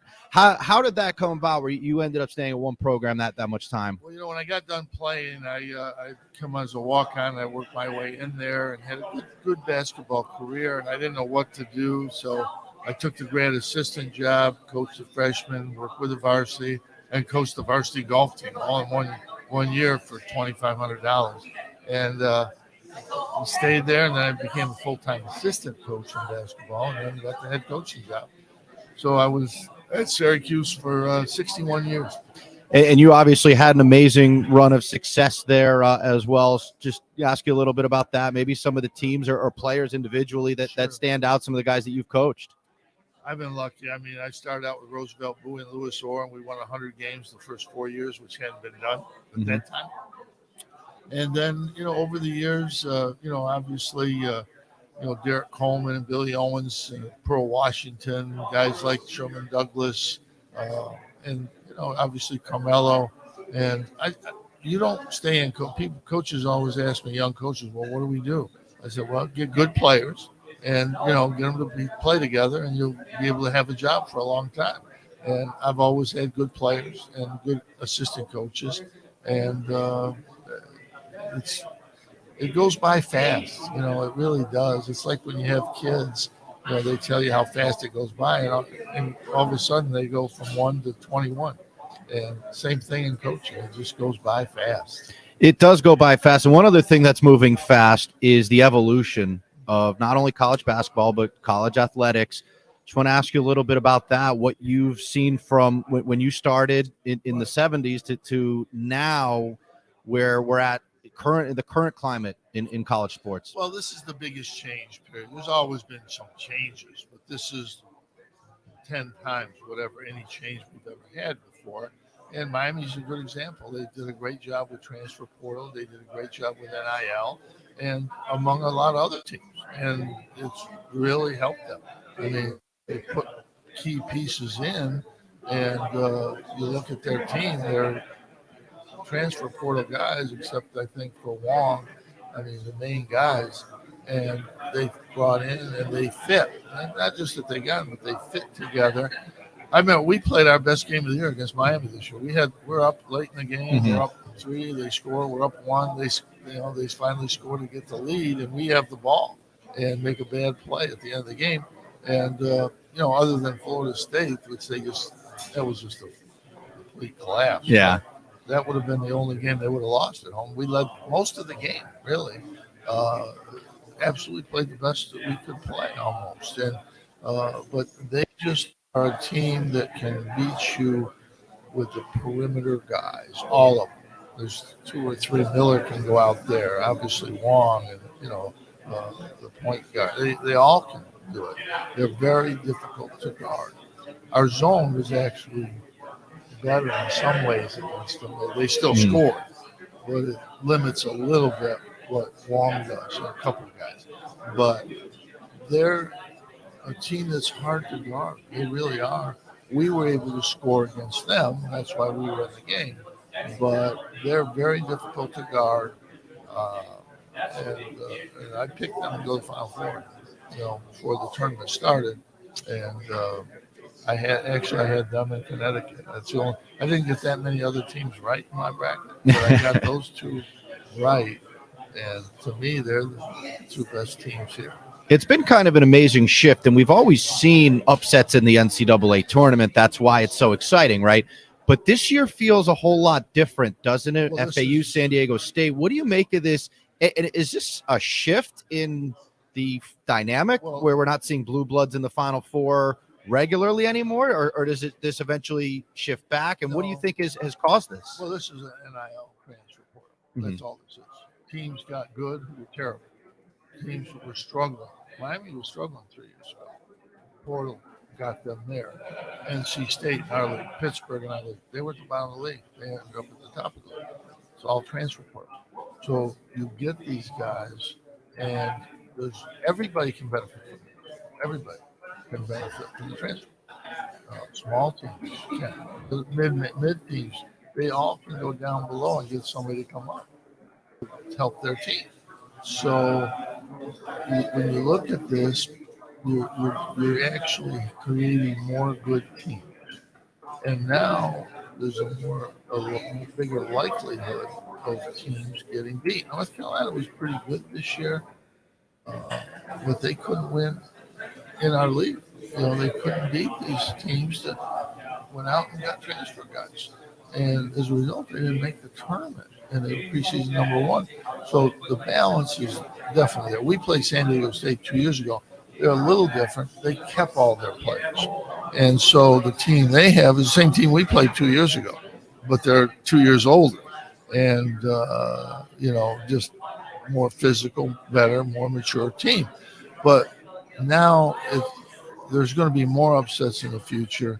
It's going to be harder for the top teams to get through. They still can, but it is going to be harder to get through if you're a top team. And that they've always talked about this, but it hasn't really been true, 100% true. Now I think it's 100% true. Any really good team gets in this tournament can get to the Final Four. Coach, you mentioned NIL, and I want to ask you about NIL with Miami. Why do you think Miami has gotten so much attention when we know that every school it is just doing became it, right? public. That's all. The only reason they got the attention was headlines in the summer. Came right out the whole deal.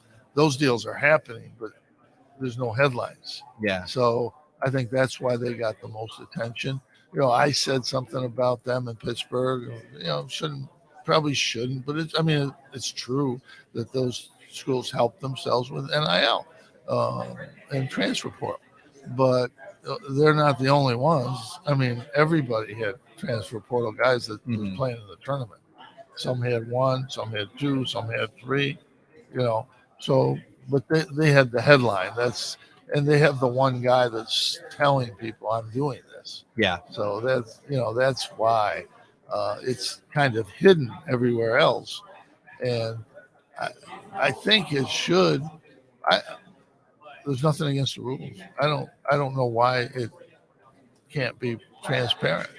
Yeah. But nobody really wants to admit that their players are getting this kind of money. So where do you see this going in the next, let's say, 5 years, 10 years? How do they regulate this, or do they not regulate it and just continue with the free agency model after every season with the transfer portal? I see no way and to NIL? regulate this that I can see.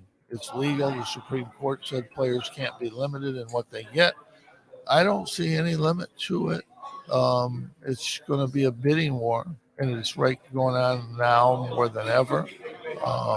Everything I hear is about players getting agents and getting offers everywhere. Everywhere. Every coach I talk to, they're losing players or they're gaining players, and NIL's the driving force.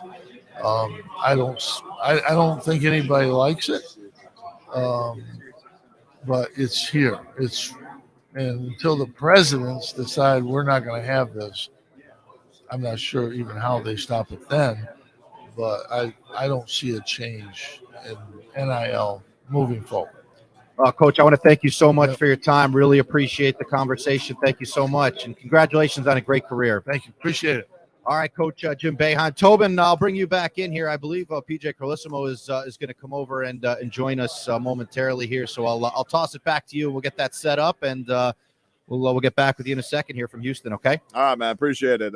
Danny with former Syracuse, or going to be some former Syracuse head coach Jim Boeheim there. And as he mentions the NIL, he doesn't seem like a fan. He says nobody's a fan of it. I would say I am. What can I say? I get it. If you were the king of the way it was done and you've had stars and you had an established program and you've won championship, he's a champion. I get it. But to say nobody likes it, I like it, Leroy. I can't lie. I think one of the things that makes great coaches great is their ability to adjust to the circumstances, which is their game. Yeah. And a lot of times old coaches get caught up in, remember, was it Tom Coughlin when he was with the Giants? They have a heart-to-heart with him and say, hey, man, times have changed a little bit. And he adjusted a little bit, and they won the Super Bowl. So, one of the things that I would say about Pop, about Belichick, about even Spo, the way basketball started with Spo and the way they play it now is a constant adjustment. And great coaches tend to or able to adjust and continue to win. And I think sometimes when you hear these older coaches say, that's not the way it's done, they just reserve that. I've been doing this so long, I can just keep doing it my way. One of a great coach and one of my favorite broadcasters, P.J. Carlesimo, hopping on with us here from Houston, as we got Houston Radio Row going on right now. Canes, FAU, both in the Final Four. So we're buzzing down here. PJ, thanks for the time. Really appreciate it. Tobin, Leroy, good to be with you guys. It's great to be with you, PJ. Hey. Go ahead, Leroy. Ask the first thing you wanted to ask PJ. So when I played, there was always a coach that started off the season talking like me and ended the season talking like you do. And I would say every player or every coach had that guy. Who was your guy? Who was your guy that you had to stay on and stay after so consistently that your voice just got shot? Well, my voice has been shot for a long time because of that, but I had a different one almost every year. Unfortunately, I think a lot of our players would have multiple guys on the same team saying I was on them the whole time. But eventually, I learned to temper it. The NBA was good for me that way. Right. They gave me a little bit better perspective, and I know you had Jim Boeheim on before that, and people are used to seeing.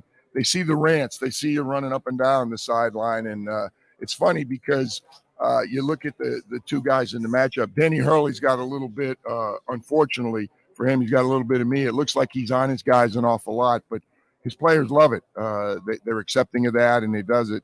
And Jimmy Larinaga on the other side is standing there with his arms crossed, and his guys is doing exactly what he wants. When they don't, he tells them, but he tells them in a much nicer way. So it took me a long time to learn that. Danny for a while was one of the guys that I would get on too much, and but our guys got used to it. I think they were able to tune me out, and I always tell them, listen to what I'm saying, not how I'm saying it. So hopefully that message got across. That had to be a cool thing for you to get to sit down with Dan Hurley. The connection you guys had. What does it mean seeing this run for him for you?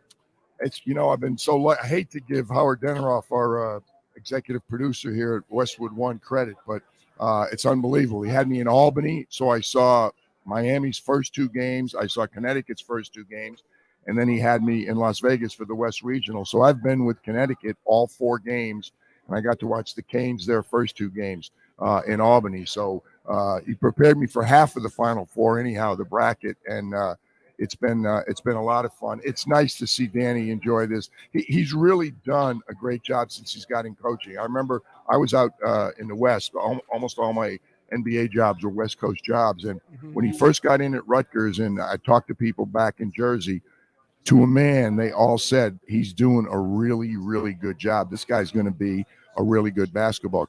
And then he went to St. Benedict's Prep, which is a great high school program in Newark.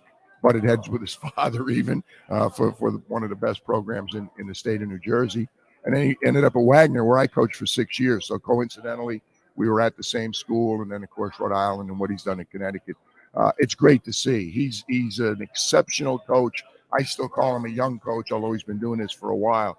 This team reflects his personality. They play so hard. They play with so much emotion, but they're so deep. They play both ends of the floor. I mean, I really like Miami. It's a great matchup. I mean, ACC Big East, veteran players of the year. I hope it lives up to the expectation. I really do, because it's got the potential to be one of the best semifinals we've ever had in the Final Four, and I hope it turns out that way. PJ, I always wondered, like, when it's time to draft NBA players, they always go with size and go with bigs, right? But those aren't the guys that win the NCAA tournament. It's the point guards. So I can't think of the last time a top five big won a national championship. Why is that? Well, the whole game is the game has changed. It's funny. This is an example of international influence in us. When we first started bringing the players over, and we were kind of ahead of the curve at Seton Hall. We had some great success with international players. And when I was an assistant with Pop in San Antonio, same thing. They were ahead of the curve. They brought guys in, and you have so many of the Dirk Nowitzki type guys, these 6'10", 6'11" guys who could shoot threes, and it's changed the game. There's still a place. Zach Edey, there's no question. Sanogo, Adama Sanogo, no question. Donovan Clingan, the freshman from Connecticut. Where did you see him play? He's Woj told me about him years ago. Same school. Woj is from Bristol, Connecticut, where ESPN is headquartered. And I remember Woj. I think Donovan was a sophomore in high school. Him telling me about him, and I've heard too many people tell me about sophomores in high school are so good and how good they're going to be, but Woj was right on, as he usually was. You'll see a team with two bigs. I still think there's a place for those bigs, but you got to put a little asterisk. You look at Embiid, you look at Jokic in the NBA right now. they're bigs who can score inside. You can post them up and do that, but they can go outside and shoot threes. Jokic in particular is such a great passer. It's unbelievable. So the skill set is just different now for the bigs. But I still think there's more of a place in college for a Zach Edey or a Adamas Sanogo and Donovan Clingan, who you're going to get a chance to see from UConn. So I was lucky. I always had a couple of bigs when I was at Seton Hall. I still am partial to having that, but your point is well taken. It's usually the guard, and most times it's the point guard that runs the team for a coach, and you can have more impact on a college game than you can on a professional game if you're a point guard. PJ, if I could swing over to the NBA in just a second, for a second here. Heat going through a little bit of a rut right now. Been a very up and down season. And you mentioned coaching demeanor. Eric Spoelstra, you know, he has like a kind of good balance of that on the sidelines. We'll see him get upset when guys are lagging defensively and things like that. But after the game, he will never, ever seemingly rip his team, even when it feels like, man, they have been underwhelming this year. What do you feel like a coach, if a team that has high expectations that was in the Eastern Conference Finals last year just can't seem to get it together? How do you think he is handling something like that? Because publicly, he still seems very even keeled, but I gotta imagine it's just making him nuts that he just can't seem to get things on the track, even though the pieces are all the same. Couldn't agree with you more. I don't think Spo's a good coach. I think he's a great coach. He's done an unbelievable job. He's had the best mentor you could possibly have in Pat Riley. But Spo has done such a good job. It's one of the reasons he's an assistant now on the Olympic team. The way he handles players and the way he internalizes exactly what you're talking about. He never hangs them out to dry. When you see the game, you know some nights that they're not doing what he wants them to do, and they're just not executing at the level that you're used to seeing the Heat execute. Still, I'll tell you, everybody's worried that they'll get it together. You think of Golden State last year, all of a sudden, like maybe a week, 2 weeks before the playoffs started last year, they finally got guys healthy. They were playing their best basketball, and they never looked back. When you have a team like the Heat with that kind of playoff experience, and if things do fall together, watch out. It's hard, though, when you play the 82 games. It's generally the team that's played the best over the course of the year, and that's oftentimes Miami. This has been a very atypical Miami team. Can they get it together? I would never bet against them, but it's been a tough year, and Spo will get them on track. Hopefully for this year's playoffs, but if not, they'll make the changes that are necessary, and they're going to be right back in the mix. Well, we got an exciting weekend ahead with FAU and Miami in the Final Four. Some great games. Boy, you should be pumped. We are pumped up, and it's actually been a nice diversion from the Heat struggles for sure, PJ. We appreciate it. Thank you so much for the time. Thanks, PJ. Tobin, Leroy, great being with you. There you go. P.J. Carlesimo. You guys, of course, will be able to hear his coverage on Westwood One. Of course, we have the local call here. You'll be able to hear Joe Zagacki and Danny Rabinowitz over there in Houston. But, it's crazy to see what this year has been with that. And I got to imagine it is eating Spo alive. I mean, look, we can see the frustration in his face. Even when he tries to put a positive spin on it, he ain't feeling that take. He ain't feeling it. You can tell. You know. But I would say this. Some of the best coaches for players, you may hear them scream all game, but they never go after players. But behind closed doors, they will. Behind closed doors, they will make players accountable. Because in a team sport, that's rule number one. You have to be accountable to everybody else in that locker room, no matter what sport. And if you can't be, it makes it difficult for you to be a teammate. And I think a lot of coaches that you see yell like that, but have the respect of the players, they understand that, oh my goodness, I'm screwing up. And the coach not calling me out. He may yell at me in front of the team, but I got to get my stuff together.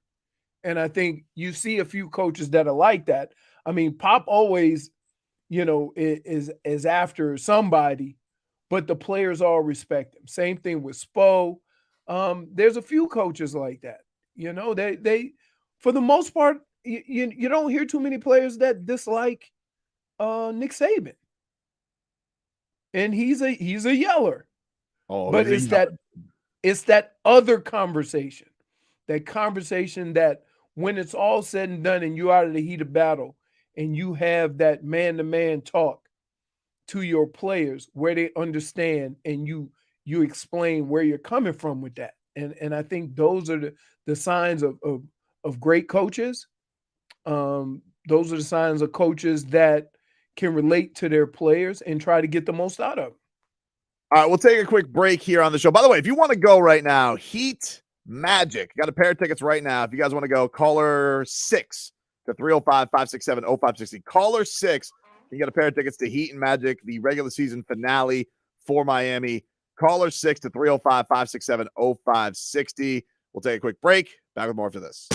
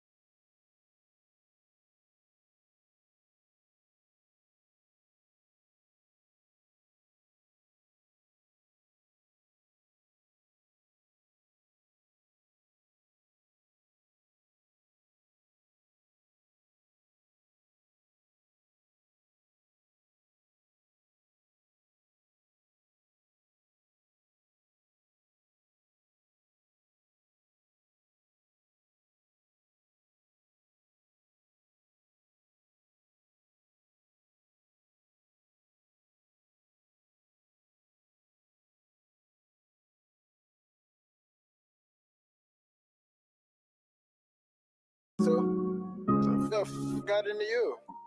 Tkachuk at center takes a long look, a shot toward the empty net, and he scores. Matthew Tkachuk, a hat trick tonight, and a 5-2 Panthers lead now with 19.3 seconds to go in period number 3. A few hats making their ways onto the ice here at Bell Center. Matthew Tkachuk with the hat trick on the road this evening. Here, Doug Plagans at the call last night on 560 WQAM. Listened to a lot of that game on the way home from the Marlins. I was listening to Plagans call. My phone ran out of battery, so I was like, oh. What? We listened. Yeah, I ran out of juice, dude. For later. My phone has never run out of juice. You're not on the phone like I'm on You the don't phone. even know how to use it, Leroy. I saw you taking a selfie yesterday, dude. It was brutal. He was taking a selfie? With us. Remember, it was all three. We were trying to take a group picture. And Oh my. And guess what? We don't even have the selfie. Didn't work out. Did not work out. Well, I was holding it, but I was trying to hit the thing with and it was hitting with my nail. Yeah. And the more he held it, the less I was in the shot. Yep. Because I'm the shortest one out of everyone. It's true. So all you see is this, and I'm trying to get in the shot. A fan came by and Leroy tried to teach him how to do selfies. He was taking the selfie with the side button. You can use the side button. Oh, yeah. It was it was a fun day yesterday. Does Leroy know how to use technology? Of course not. What? What are you kidding me? I'm a technological wizard. Okay, dude. What? You're closer to a Technological Washington wizard. You're closer to a Washington wizard than you are a technological wizard. I can see you next to Gilbert Arenas faster than you downloading the new iPhone update. What are you talking about? I'm a technological wizard. I don't do no updates where they tell me your phone will be shut down for 2 hours. I don't do the updates either. I hopped on that update because they told me the goose emoji was going to be ready. I was like, what? The goose emoji? Yeah, there's a goose. Now I got my emoji for goosies, dude. It's exciting. So the new iPhone update has goosies. That was the update they sent you? Hey, Tobes, goosies coming in. People let me, I'm just saying to you, I'll ignore the updates for a while. But then when they were telling me that people were like, Tobes, goose emoji, I said, I'm hopping on that. Let's get that updated. Speaking of updated, let's give you a cat update here brought to us by our friends over at Celsius. What do you got there, Marcos? I got a kiwi guava, the good one. The original good one. Delicious. Hey. This cat update brought to you by our friends over at Celsius. Hockey fans, don't sit this one out. When it's game time, make Celsius part of your play and get that energy up. Game day is it hot, Marcos? Energy drinks, the official energy drink of the Florida Panthers. Yeah, he only put his in the freezer again. That's not true. He Oh. did it again. That's not true, you bastard. You might have I swear to God, I did double freezer. He's hot. lying. I got to blow on it. You are a bastard. How did it? I was not inconsiderate this time. You didn't throw it in the freezer. He's drinking a hot toddy. Celsius hot toddy. As Marcos played coming in, Matthew Tkachuk hat trick last night. So the Panthers get one over the Canadiens, and still a point back though. The Penguins beat the Predators last night 2-0.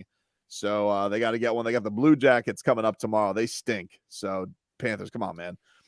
Great job by Alex Lyon the last two. This guy came up last minute and has been standing on his head these last two games because Bob's been sick. So isn't that the same line we were complaining about a month ago? I know, but he's rallied. Big.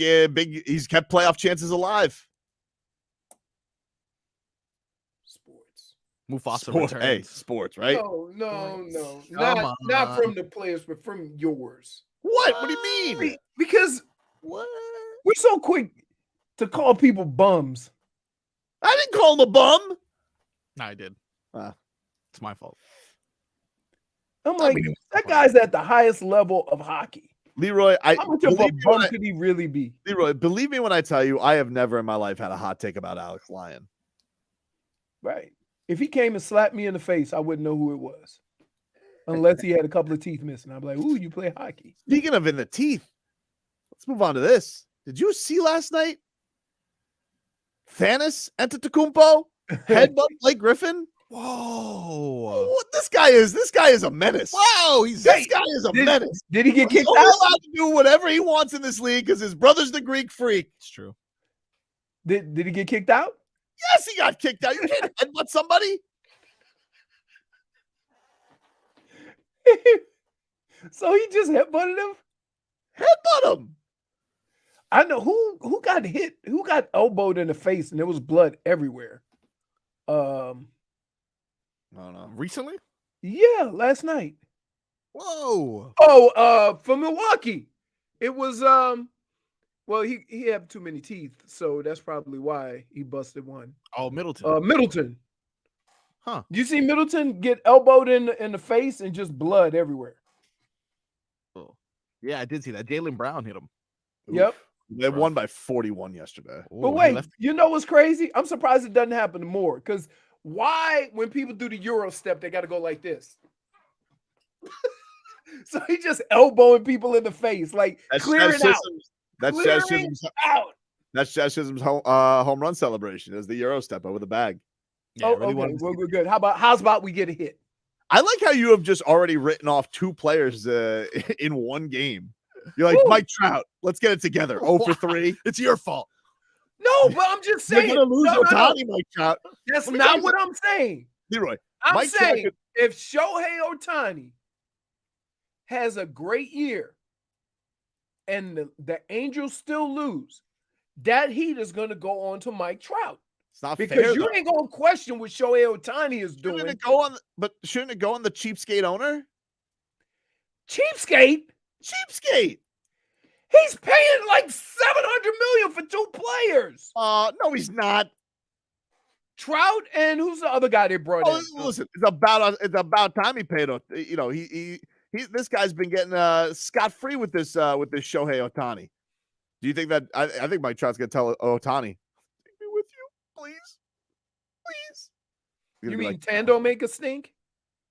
Tag teams make a stink? Tag team stink. Yeah. And I think that Ohtani's gonna look at me like, you made your bet, $400 million boy. See ya.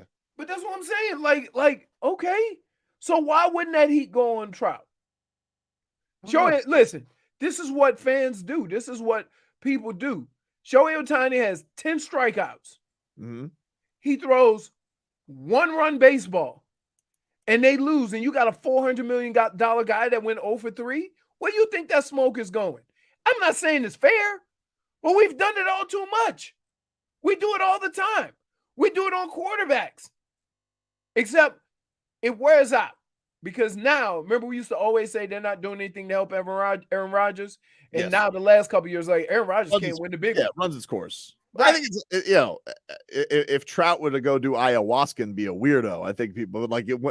I don't even. He wouldn't know. He doesn't talk. Give me 3 personal facts about Mike Trout other than being a great baseball player. Can't name him. Yep, he has the same last name as a fish. I think I know That's he's an it. Eagles fan. I think I know that. I think that's the only thing I know about Mike Trout. I don't even know that. But And that's again, I don't even know does that give him, because a lot of people don't know of Mike Trout, does that give him a free pass? I guess. Come on, you really don't think people are going to get on him after seeing what Shohei Ohtani has done and that team still not being able to win? Maybe. Oh, now you're not okay. I don't think so, I get a lukewarm possibility, perhaps. Go ahead, say your other line and make me just piss Hard to me off. say. Hard to say. It's hard to There say. it is. It is hard to Hard say. Trifecta. I did tell you what, though. The guy says anything at any time. I ask him a question, then it becomes difficult to say. Oh, can't say it. Hard to say. I'll tell you, he made a good impression yesterday. That Luis on ice. Good first game. That dude could hit. Yep. Hey, you guys know I this like guy could hit? I like Did the you know fact the batting that champion could hit? That guy I like the raked. fact that we have guys that put the ball in play. Yeah. Not a lot of strikeouts. Yeah, it was a fun game yesterday, man. I enjoyed it. I was in the dugout at one point. I was right next to the Mets dugout. I went, bums. No, you didn't. You whisper? I whispered it. All right. I went, You whispered it. at the time, though. Put it in his In head. case somebody came out. Bums. At that time, though, like the Mets did score 2 runs to take the lead back. I was Oh, old Jinxie. There you go. Hey, every time you get around one of the sports teams, something catastrophic happens. This is ridiculous. So I should just live in a cave, not exist. You're on the field. The team loses a start by Sandy. I will say, yeah, that was surprising. He was a little wild yesterday. He was, but like, you know what? I Do you would think say that- this. A lot of his pitches looked really close. He just wasn't getting the calls. Yeah, And- well, the play that got him out was like a seeing eye single. Like it got right between 2 guys. Like, right. What's he supposed to do? Skip Schumacher, though, he's got the look of a manager. You know, I saw him go out there, take him out of the game. You know, he's got the arm sleeve. It's a good look, old Skip Schumacher. Looks in command. Way better than that Mets coach. Bro, can I tell you something? Showalter looks old, huh? Dude, there is a lot of Mets media. I was like walking in the tunnel yesterday when he was surrounded. I was like, what is this? The NBA finals? Like when they talk New about York, dude. I know, but that's like when they talk about New York media, I was like, holy crap. I've never met a city that just Me and never Jay wanted Fig to got be- booted. It was did? really hard for Ooh. us to sit in the press box. There was a lot of Yes, media. and everybody had name tags, and so our guy came and said, "You can sit here," but they brought a lot of people. A lot of riffraff, a lot of New York media. Because it was opening day. Right. So we had moved and then we, oh my goodness, dude. I feel like you're So this guy got a pub sub, right? Sitting next to us. He got a pub sub, but he had one of those little black containers, right? You know, Okay. the styrofoam? No, okay, like No, you know the the black containers where they container with put the your plastic chicken top? your chicken tenders. Yeah. That container that's like this big. He had it filled with pickles, and he would take a bite of sandwich and eat a pickle. So, J Fig starts texting me, sitting right next to the guy who's sitting right next to her, texting me, "Damn, he's got a lot of pickles." And I'm like, looking up. So you don't even have to look at the pickles because you can smell the pickles. Yes, from seats we smell over. I hate We pickles. smell like pickles. We were like sitting next to him. Tobin, he had, look, bite pickle. But it was crazy because the entire container was filled. By the time that Leroy and I left, there was no pickles in that container. Right. That's a lot of pickles. He ate a boatload of pickles and he was killing it. And J Fig kept blowing me up saying, "Man, smells like pickles." Like, I think I saw Pickle Guy on the way out. huh? I I don't saw think Pickle so. Guy. He Leroy was like, "That's the guy with the pickles." I was like, "What are you?" It was the pickle man? What are you did he talking say that? about? Just saw a big individual, and Leroy's like, "I think that's the pickle guy." We got to get our clock reset. We got a little weird this hour because of all the guests. Not our fault. Not our fault. It's a little chaotic. So, Glenn, I don't want any clock text, okay, dude? We're flying by. It's your Radio Row. Things are happening willy-nilly. Back after this.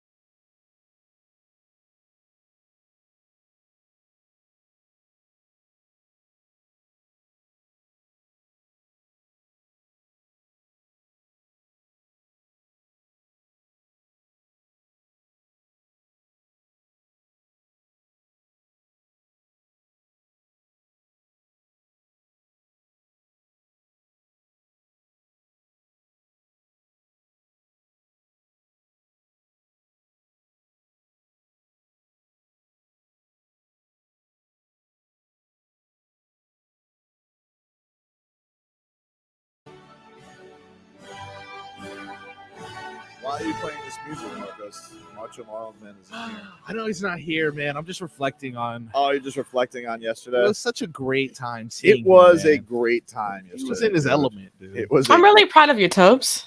Thanks. I appreciate that, J-Fig. Like, I'm not even being sarcastic. I think you did a You're great really job. proud of me? You're genuinely proud? I'm genuinely proud of you. Why would I lie about that? I don't know. I promise you. I promise you. I'm not feel lying. like you'd be setting up a trap with Leroy. I never know. No, I'm not. Wait a minute. We're not Wait in a minute. cahoots or Hold on. anything. First of all, you're the only one that goes on covert operations to get people. Okay, That is everybody doesn't true. do that. Interesting. You think we like sat next to each other during the game and say, you know what? Let's get Tobes. I was actually so proud of you that every time you came, I heard your voice. I went down running and I took a video. So Did you? I did. Thank you, J-Fig. Yeah. You know, it was one of those things, you know, it was yesterday. It was funny because I got onto the field and I actually saw somebody that I went to college with who's gotten, she's a very successful photographer now. She's been a photographer for Major League Baseball for a very long time. And she goes, what are you doing here today? And I just like, Little do you know. I just had to think to myself. Could you imagine high school reunion? You coming as Macho Marlins Man, like with a slim. Oh, hey, you're a very successful photographer for one of the major sports. That's cool. I'm going to be dressed in a wig later. And indeed, you were. And you want to know something? I'm proud of it. Yeah, she took pictures. It was I great. probably- And she took pictures of you. So just Probably. let that process. Probably. If you guys missed the video earlier, this was in the 8th inning. After the 8th inning, going into the 9th, Marlins wanted Macho Marlins Man on top of that dugout to rally the troops against these rat bastard Mets fans, and this was the video. Come on, big time rally. Let's get some victory, Slim Jims. Yeah! Let's go, Fish. Close this out, big rally. Big rally, let's go. Yeah! Let's go, I can't hear you. Let's go, Marlins fans. Let's send these Mets fans home sad. Beat the Mets. Beat the Mets. Ooh, no, we don't want to be here. Let's go. Let's go, Marlins. I didn't realize that guy, how confused he looked at the Jumbotron. So can I just say this? Leading off for the Mets, the catcher. The only people that really seem to be excited about that, are all the kids 10 and up. Oh, dude, the kid. And But by look the at way, all the high fives that he High got on fives? the way out. well, they liked it so much they had me do it again going into the bottom of the 9th, and all of the kids liked it. The kids were like, That's what I'm saying. the kid. I was like, that's what you do it for. Yeah. So basically, Experience. you're 2023 Bozo the Clown. Wow. Yeah. No, They should have put a thing on and said, Macho Marlins Man does birthday parties. I could do birthday parties if somebody needed me to hand out, Slim Jims. Expired. And I as was like, you've passed, I don't think they expire. I No, hope they they don't do. expire. They expire a year after. Dude, can I just say something? You look that up. I did. A year after the date. Can oh, those I just say Slim Jims something? are expired. That dude been toting them 2 Slim Jims around for 2 years. And he pulls them out like he pulls out his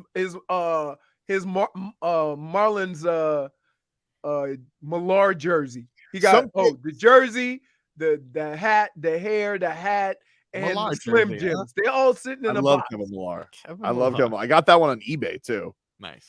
It's autographed.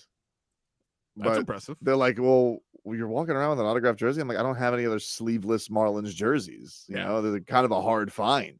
For sure. You know, I'm surprised they didn't hook you up with one, you know? They should Yeah, have hooked me up with listen. one. I would like to be hooked. I do want to get one of those teal hats. I meant to stop by yesterday. I but it went. I was gonna stop by, but then I have Like, we got- a really old one right here. we got I have old sidetracked ones too, J-Fig. My head's gotten a lot bigger since my It size does 7 not hat. fit my head. since the we same. thought JR's club had a entry fee. Yeah. Because the way they have it set up is like a rope with a sign that says JR's bar. And so there's no arrows pointing to any Right. direction at all. So either we know where thought you we go. go wait in line, and then the bouncer come let us in. Like, no. Bouncer. It was a I'm good time. upset that I can't believe you guys found a speakeasy in a ballpark. Oh, it was nice. It was nice. And I'd now like to he's thank out here Bobby. just publicizing it. Thanks. Yeah. There's gonna be a whole line. Can I just tell you? Even if I tell you, you ain't finding it.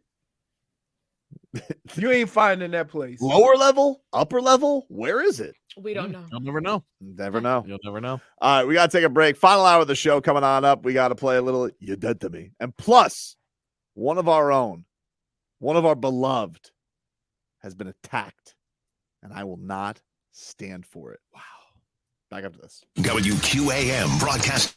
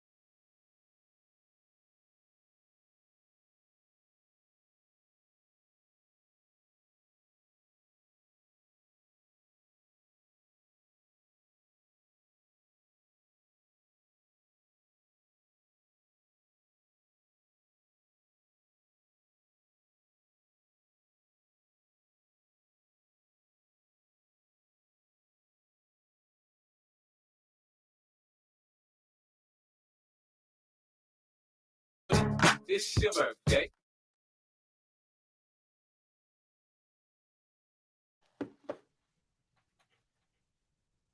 All right, welcome back. Tobin and Leroy here with you on 560 WQAM. Oh, Leroy. Red Solo Cup. I fill you up. Let's have a party. Hey. What? Red Solo Cup and your demographic is a lot different than Red Solo Cup and my demographic. What do you mean, dude? Well, this one I'm drinking. But normally, if you go into an establishment run by brothers and you see a Red Solo Cup, it usually has an alcoholic beverage in it. Red Solo Cup and my demographic is synonymous with a drink. You don't drink soda out of Red Solo Cup. No, never. Although one time you did judge me. I came with a blue Solo Cup, and you didn't like that very much, Leroy. Yeah, like what is this? What is this? Skittles? Definitely witnessed that. All right. Music fans, 3 Doors Down coming to Meisner Park in Boca this September, and we've got your chance to win tickets. All you have to do is go to the contest page at WQAM and enter. You could be going to see 3 Doors Down. Remember that you So Meisner Park in that little. Is that? I wonder if it's where in the same place where It's like a little Fonz- amphitheater there. Yeah, that's where Fonz did his movie. Yeah. It was in there, So if you guys want to go, it's a Live Nation show. Those tickets courtesy of Live Nation. right down the street from FAU. LiveNation.com. Yep, right down. That's probably where the party's going to be at Meisner. The parade is going to be at Meisner Park. Oh, that's right. Oh, wow. Didn't I say that like last week and got told it was? And you know what's gonna fire? happen? All them old people are gonna say, "What the hell are they doing there? Very Can't confused. get to my restaurant." Did you say that, J-Fig? Well, I wasn't here last week, so. When you were out, I told Dan Day and Marcos, and I believe they told me it was far from each other. Oh, that's not far from FAU. I didn't say that. I said it was going to be at Hockman's house. And I still stand by that. No, Meisner Park's pretty close to FAU. Hmm. I mean, everything in Boca's not very big. The only thing that would be inconvenient is like if you went to like West Boca, you know? But like all that, yeah, that's all close to each other in the same room. Or you could have it at Boomers. Yeah. I like that. Is that still open? I honestly I'm very curious to see how this parade would go for the Owls. Like, I don't understand. Yeah. It's They used to like the go-kart thing right off of was it right where the new the other Boomers. Yeah, the other Boomers. The other I'm Boomers. talking about the Boca Boomers, but yes, Yeah. the OG Boomers with the wood roller coaster. Never Now did. there's what is it? A City Point, City Place, Dania Point. Not the Dania. That's Okay. the improv is. Yeah. That improv that your baby shower was at was nice. Thank you. Yeah. Like that was the Miami one. lighting there is very nice compared to the Palm Beach one, which is nice. But it's like it's the same it's been since What whatever. are we doing? That one's on the way out. Did y'all see Jay Fig's text? No, what did she say? Oh, what you do? Let me just read the header. Yeah. Fans really brought strippers to their suite at the Chicago Bulls game and made it rain. I mean, what are you gonna do? Watch them play? Better than With Bulls, the man. video that was on that, on That's that butt- link. Butts on the ground. You are not Butts on watching the ground, game. dude. She got cheeks out. Cheeks I on the gotta court, say. cheeks in the suite. Not petite. He's not shaming the strippers. Wow, dude. No one is I'm safe. not shaming. No one one is is safe. safe. The only person who's safe is Levon Yeah, Hernandez, for sure. who I learned yesterday is just friends with Leroy. That's my guy. What are you I talking know. He's like, hey.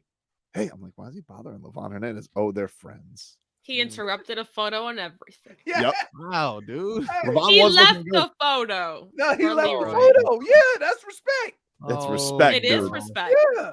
Hold up. He got I love you, Miami. He stiff armed a fan. Just That's to- my guy. to- I'm gonna to- tell you what. I bet you right now. Is we can get- this we- call right it now we can Chapo? get Is he trying to get through? Because Let's find out. he's badgering us on the chat. Is he? What does he have to say? I don't know. Let's find out. I promise you, Levon could get us 6 innings today. I agree. Just hang up after this. So like all that badgering he's doing in the chat, this Chapo wants to Just call. hang There he up. is. Oh. I think he has breaking news on the All right. Miami Hey, Heat. is this Chapo?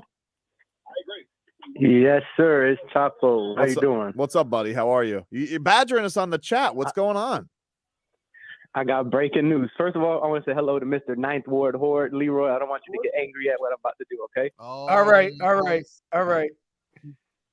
And I don't want to change the subject from baseball to our beloved Miami Heat, but I know we're in the middle of a playoff race and this, that, and the third, but Tobin. Yep. We ain't racing. Tobin. Chapo.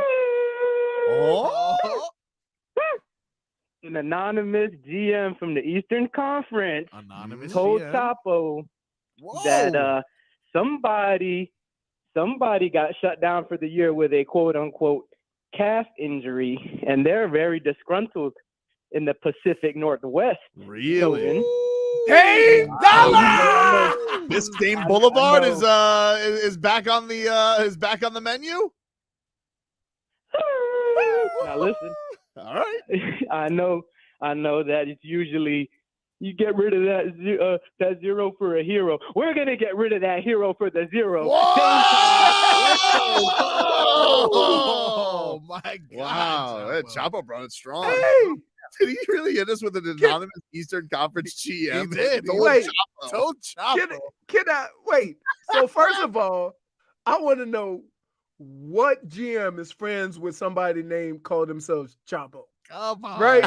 Everyone knows Chapo. Like, no, everybody can know him. But here's the other thing. Why would you call in and get Tobin started? What do you mean? We just got you. Yes, we just got you down from your perch from last night. And then this guy calls in, and now you're going to go into the weekend? I don't like to think. Like, why would you say that I am on my perch from last night? I don't like. You were literally on a perch. What are you talking about? Every time I saw you, we saw all the people, Tobin standing on something with a mic. Every time. Where's Tobin? Look. There he goes. Sun's out, guns out. Never fails. Hey, if you're gonna be doing this a few more Scooby's times, making some. He's getting loud because the Marlins said to get loud. Just Look follow at that. instructions. Hey, He's a smart boy. Tobes. If you're gonna be out there with your Millard jersey, out there with the sun's out, guns out, Yes, sir. we're gonna need to get you to do a couple of curls. All right, now you're fat shaming me. Like, I'm not fat shaming.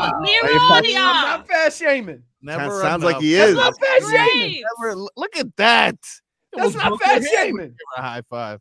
I don't get mad at me because I want you to be the best version of you. So Isn't it's a little he already the best version of him? You would think. LTL. It's never enough. Never enough with him. Never enough. Never enough. You can't use your line, my line against me. How are you fat shaming Tobin? I'm not fat shaming. After one of his goals in life being achieved. I know, it really was. Listen, I was a little boy when my grandfather took me to my first Marlins game. And now And he's a here I man. am. Now look I'm a man in a Here's what's wig. amazing. In a wig. Telling the whole world you're a bum. Here's the amazing thing about that is that most people in our position would say, oh man, I would like to call a game. I would like to do this. I would like to do that. Tobes, they couldn't have offered him a better job to do than what they asked him. There ain't no other person could ask in Miami to do what he did yesterday other than him. But here's the thing. I know they wanted me to have the costume. I didn't think in any atmosphere, any stratosphere, they were going to give me a microphone. And I was going to be heckling 20,000 people. I really hope this continues to happen. In the thing. We were by the Budweiser thing, chopping up with Robbie and Vlad. Some folks came by, whatever. And all of a sudden we hear, wait a minute, is that Tobin? What? They gave him a mic? Oh my goodness. It was wonderful. Would you guys like to know about the Cubano Gigante? Oh yeah, and then when you just like grabbed the meat and you were like Yeah, I'm sneakily like, eating it, hey, that's a that's Tobin. wait, that's the least amount of food that man has ate with a sub around. I really wanted to eat the whole thing, but they told me spoiler, it was a display sandwich, so I didn't want to get too brave. What is a display sandwich? I guess it's a sandwich they made for the display, for whatever. But apparently those things. No, so you talking about like when you see that commercial of that big Yeah. fat ass cheeseburger, and then you go to the place It to get looked the really. fat ass cheeseburger? It looked genuinely good though. Like the Cubano Gigante looked like something. I was like, oh, I'd really like to have one of these. Especially when look, I got to tell you, I did. How did it feel making it through a whole Marlins game without a little drinky drink? It was tough. It's one of my favorite places to drink at a baseball game. Oh man. So don't worry, because somebody made up for it. I will tell you. That is true. You got a little saucy poo? I was there for 45 minutes and got with Johnson Jim Beam. He's with child. He's gonna be He got so saucy. He called Vladimir thick. I don't know. Yeah, he said compared to Dan Day. He goes, compared to Dan Day, Vlad, you're thick. And we're like looking at what? He said thick. That's like you comparing the broomstick to the mop, right? Like, what are you doing? I will say I did have an anonymous Marlins official did come up to me after my first Mets heckle, and he says, "Way to give it to those mother bleepers." Yeah. Oh no, you know what that is? That's fuel for the Tobin flame. And I hope it continues and lives on. What a segment. We had Chapo delivering us tips. Yeah, I appreciate that. You know what he From the did? Anonymous Eastern. He just waved the worm in front of the big bath's mouth. Dame Dollar. Guess who the big bass is? Listen to He does have to be sick of this though. Yeah, Dame Dollar. Like I know. sure. I get you. I really just want Dame Dollar here to talk boxing. You know what's amazing though? Fun here. It's guys that like that disappear in sports. The quiet guys, the humble guys, the I'm gonna stick it out with my team guys, they get lost. And I don't know why. I think teams and organizations take these players for granted. And then all of a sudden they get up and say, I want out. And they go, we never saw this coming. Really? Because you're surrounding them with bums. Oh man. We'll take a quick break. A man was called a bum who we love, and I don't appreciate it. That's next.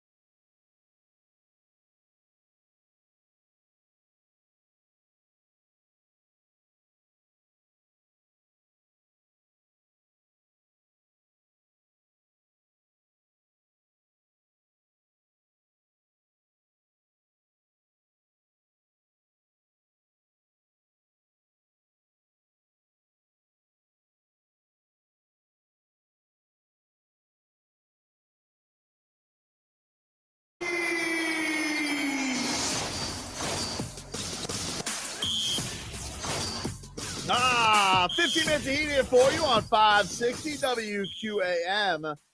Before 15 minutes of heat is up, we will give away our last pair of Heat tickets, Heat Magic tickets.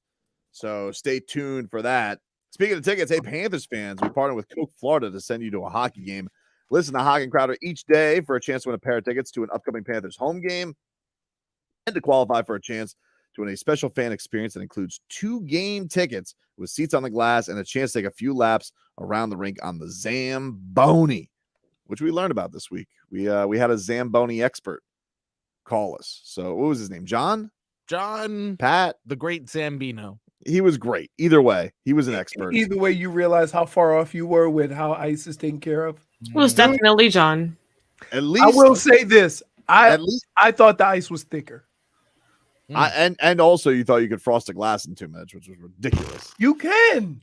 Courtesy of our friends over at Coke Florida, you guys can go frost your Coca-Cola glass or get it from your local Coca-Cola bottler. No purchase necessary. Contest details and rules found at WQAM.com. There's certain things that even if you don't like to drink them, if you drink them ice cold, they taste so much better. Yeah, delicious. Like I don't like beer. I just drink the Berry Monkey.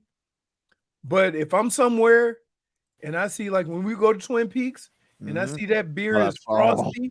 All right. Marcus, you got the sound of this. You guys familiar with the hip hop artist Cameron? Yep. I've heard of him. He made Pink popular back then. Did he? Yeah, that was his thing. Real men. Okay. All right. Is this Cameron? I don't think that was Cameron. What was that? Monk was positive that wasn't Cameron. Well, I guess he has a podcast or something like this, right? He does indeed. So Mario Chalmers made some waves last week while I was on vacation. And Mario Chalmers got a lot of headlines because he had said something to the effect of LeBron wasn't an intimidating opponent, that people didn't fear LeBron. You know, the old MJ LeBron debate. And this made people crazy. How could Mario Chalmers say something? Tristan Thompson got very mad at him. He said that was some sucker bleep that Mario Chalmers would just throw out there, which, you know, not everybody has LeBron as their agent, Tristan.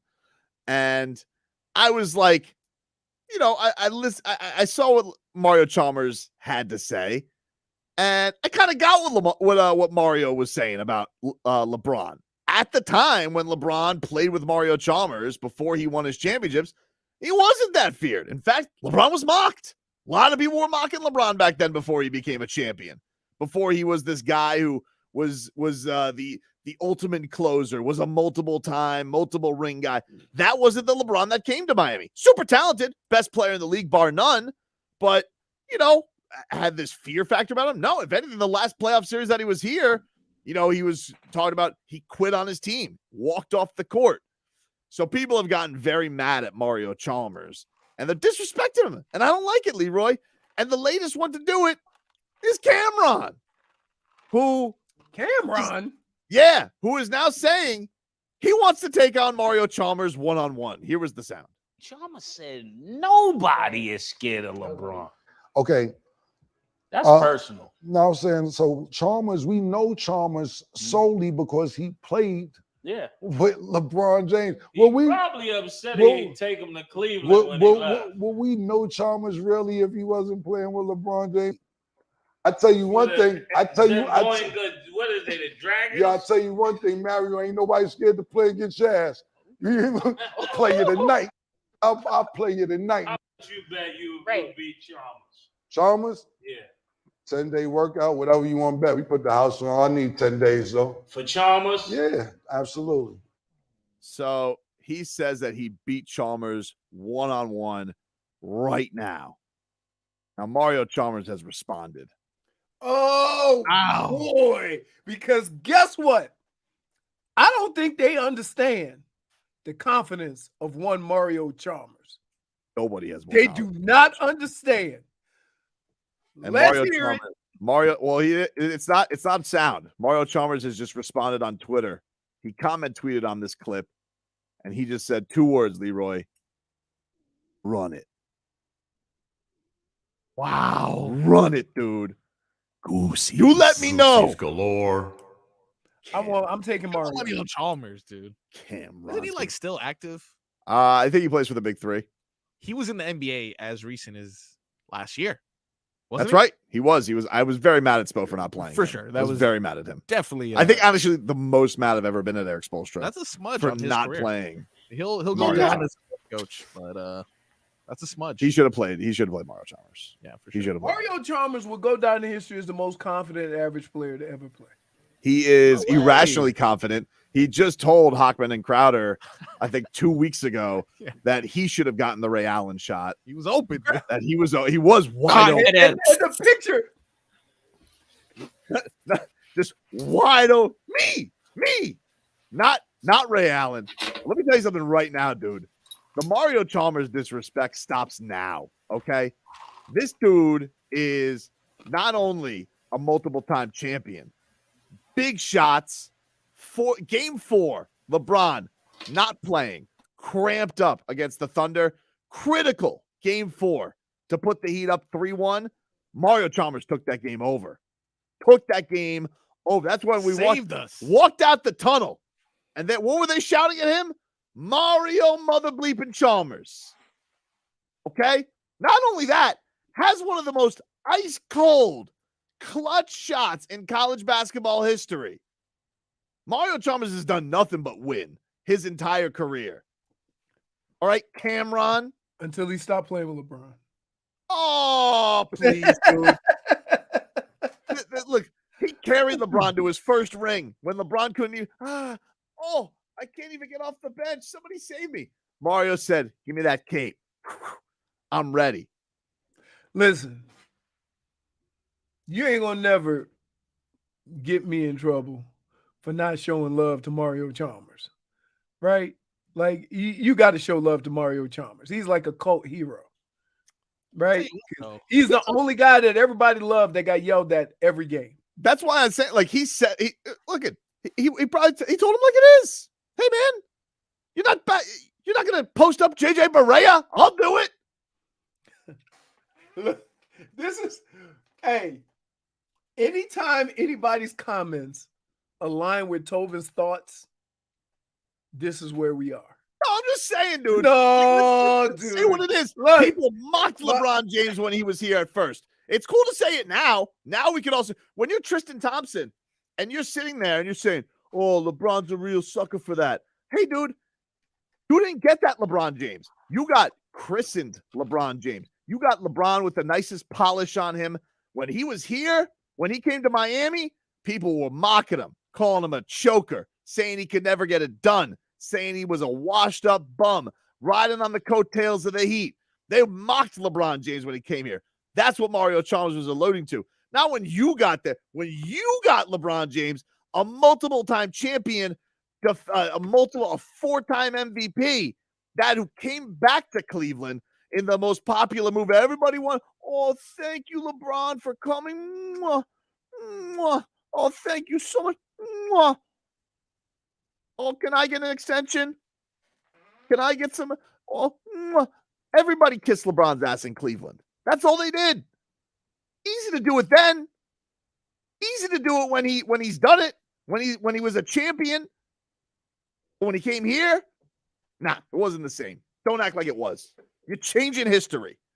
And I know a lot of you kids on Twitter, you were in the sandbox when the big three was going around. So I'll give you a little history lesson. But those were the facts, Jack. Now, did Mario Chalmers? I don't understand. What? I don't understand. But LeBron has always been great. Always been great. But they wasn't treated like that. Let's not. No. But they all do. Let's not make things up. Listen, Jordan's first 5 years, the same thing, man. Fine. But the point is, when he first got here, he was not treated with fear. They were mocking him. The Boston Celtics mocked him. It's the facts. It's the facts. I got you. Facts. All right. I got you. Hey, Ma. More like, hey, Mario Chalmers, you're going to whoop my ass in basketball. I'm just thinking, man. Wait for the hey. What do they think of Mario Chalmers where he said, I can beat Mario Chalmers with 10 days? 10 days. No, first of all, you need 10 days or can you do it whenever? Make up your mind, Cameron. Chalmers can take 10 days off and still win. Cooking Chalmers. How old is Cameron? Also, I don't know. Too old to be running his mouth that he's gonna do anything to Mario Chalmers. Mario Chalmers whoop him. Cameron, 47. Okay, dude. Hang it up, dude. 47. You're gonna beat Mario Chalmers. What is Mario? 34? See. 36 years old. 36 years old. You think you're gonna beat Mario Chalmers, who was on an NBA roster last year? Okay, dude. Good luck. Good luck. Now it's got to happen because I need to see just. I want to see it.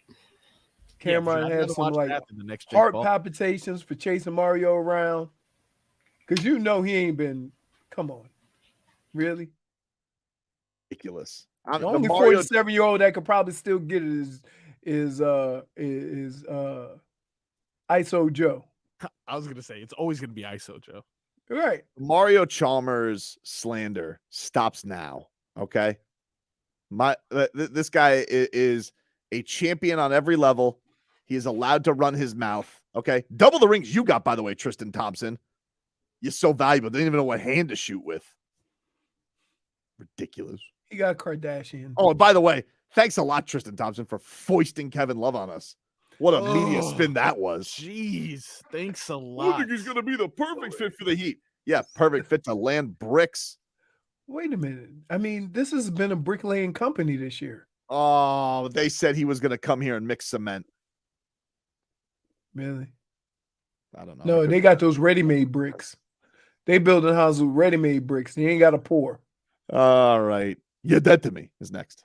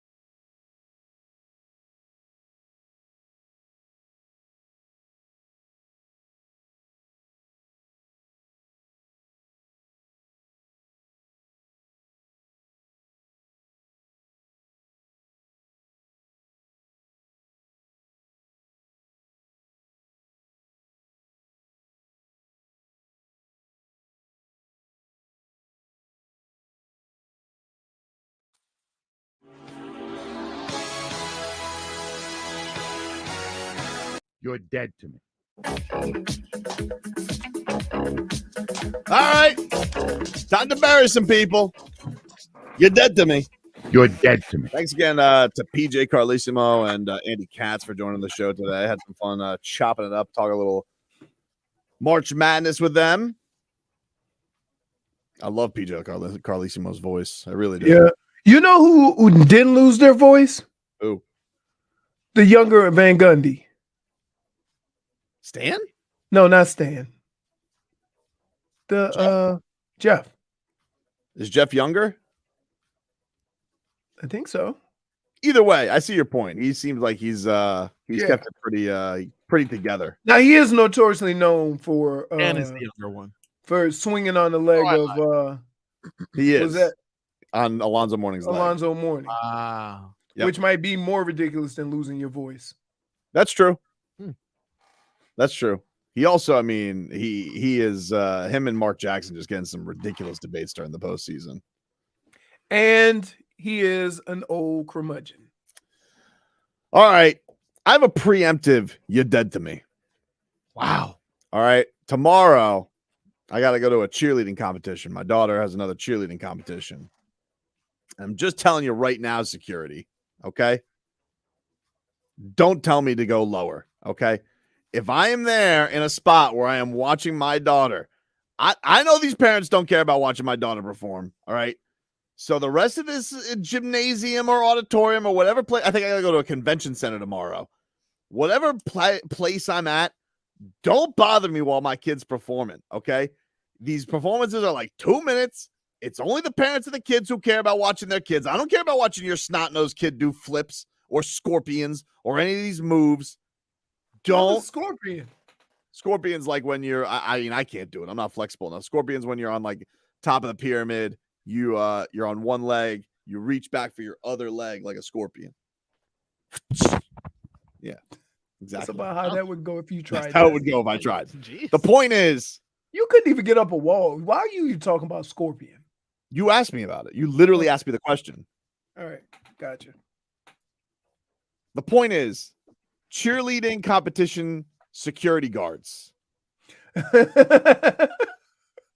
dead to me, preemptively. Don't start with me tomorrow. You're dead to me. Bum. Leroy? So, I had a great time yesterday.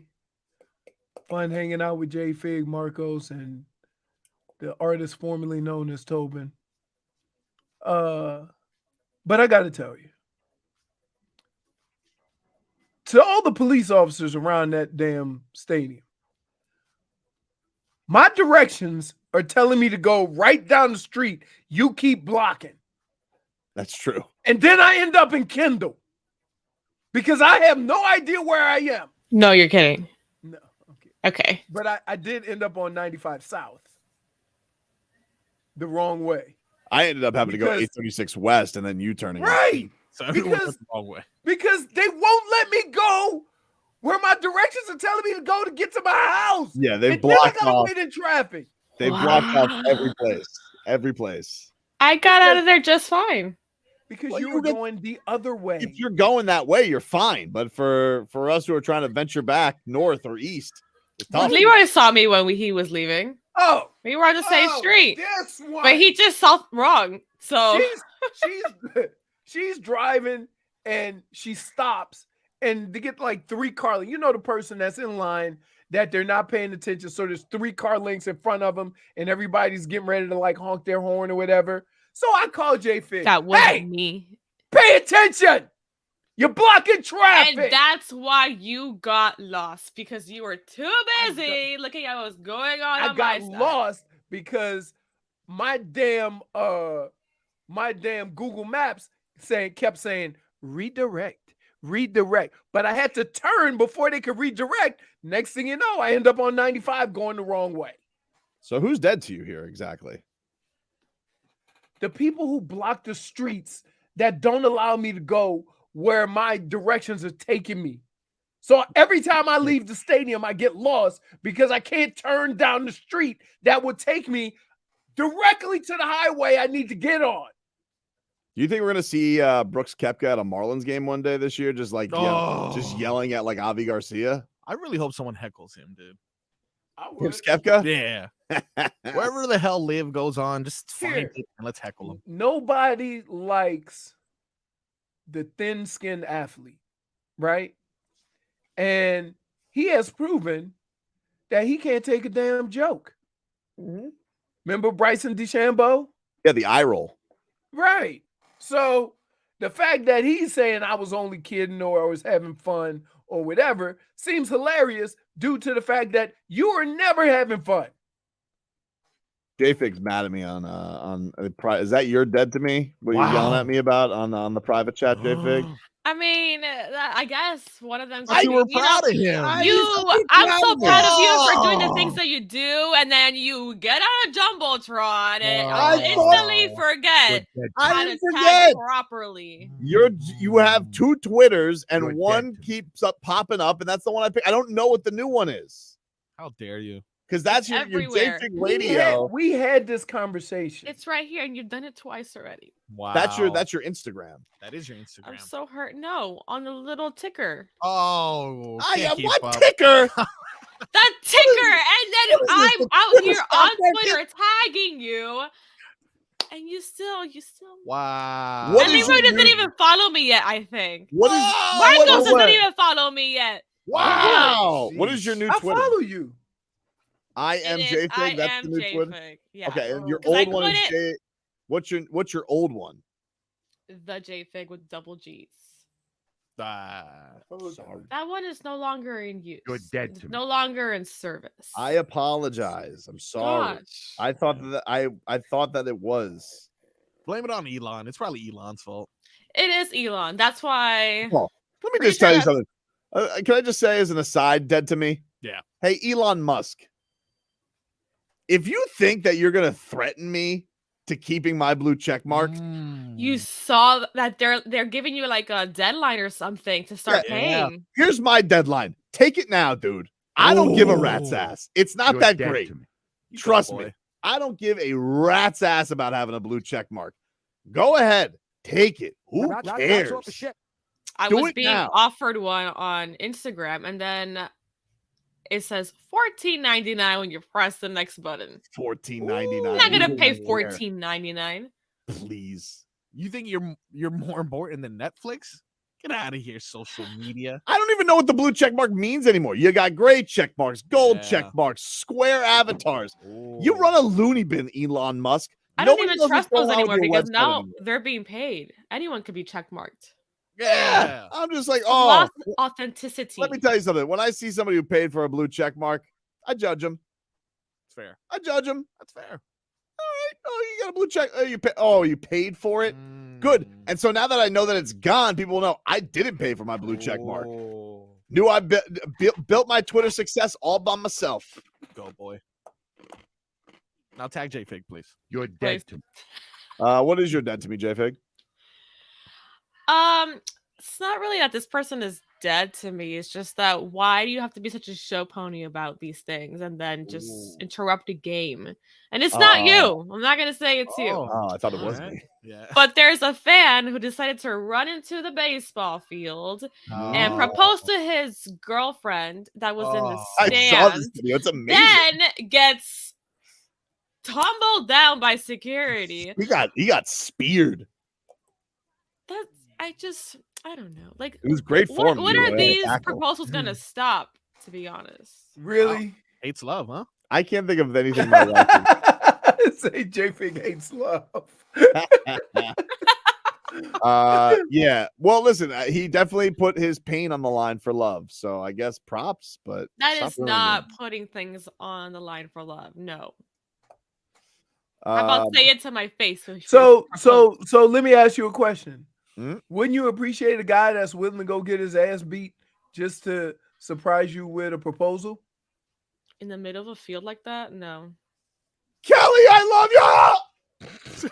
Exactly. You can't even finish the proposal. I would like for it to be personal. Okay. Oh. Marcos, Well, maybe sometimes you got to do it in an environment where you don't get no. fair point. Well, okay, if you're scared of your girlfriend saying no to you, then why are you proposing? These are all good questions. Another fair point indeed. Huh. Just Marco? like Becky G and her boyfriend too. Nice. What happened to That's Becky G? another one that's dead to me. Becky G rejected her boyfriend? No, he proposed dead to her a couple months ago, and then Mhm. now there's cheating allegations out there, and he actually admitted to them, said that his 10 minutes of cheating was basically a waste or whatever. You think he was? So why Hold did you on. do it? 10 minutes. Because he got caught? Hold on. You think he was only cheating for 10 minutes? Well, that's what he wrote. Okay. Sure do. Okay. That was his What apology. was he making He out wrote with? the Becky lamest F? apology there is and posted it on Instagram. If you're not ready to propose, then don't do it at all. Now, which do you like better, Becky G or Carol G? Oh, battle of the G's. Or G Unit? No, not I anymore. can't. Isn't which one of them's the Latin singer? They're both Carol Latin. G. The Or they both are? Yeah. Yep. Okay. Becky All right, G never is mind. Mexican and Karol G, I believe, is Colombian. But just because you say Carol doesn't it's Carol. Damn. No, it's Carol. It's Karol G. Carol. And Cubano Gigante. Wait, wasn't Tobin trying to tell you that he could help translate his Spanish yesterday? Yes! Yes! Yes! No! Dude! Let me tell you. And then he starts naming just food. Right? He's not even naming actual. Just He's giving not him- even talking. He's just naming foods. I was just giving him my favorite order at Yambo. Oh, I love Yambo. So good. I was trying to say quesadito to Leroy. I forgot where we were. We were in the booth, and then Stefan was like, "Oh, it's because gonna they be said the next people. Oh, the Venezuelan, yeah. the Venezuelan." The Venezuelan And broadcast. so we was were there. talking, and Tobin goes, "I got this." I'm like, Moro. What else did he say? Marcos, I'm sorry, quickly, because we do have to end the show. Quickly, we got 15 seconds. Give me 25 seconds. You're dead to me this show for not showing enough love to WrestleMania. Top 5 double dip matches that should have headlined WrestleMania. Udonis versus Father Time. Oladipo versus Dr. Botch. Deadman versus Massage Gun. Morse Twins versus Jokic Brothers. Jimmy Butler and Felipe versus Jason Tatum and Deuce. Duncan Robinson versus Playing Time. Well done, sir. That's our show, everybody. We'll talk to you guys on Monday. I got longer hairs growing out of my ears and my nose than I do on the top of my head. Felipe, if I see you outside of wherever Jason Tatum is, I'm gonna break your legs, Felipe. Hey, boo boo, we're gonna do some blow. I'm high as a kite, Yogi. Duelo de Millonarios? My heart was in the right place. I'll see y'all when I see y'all. Listen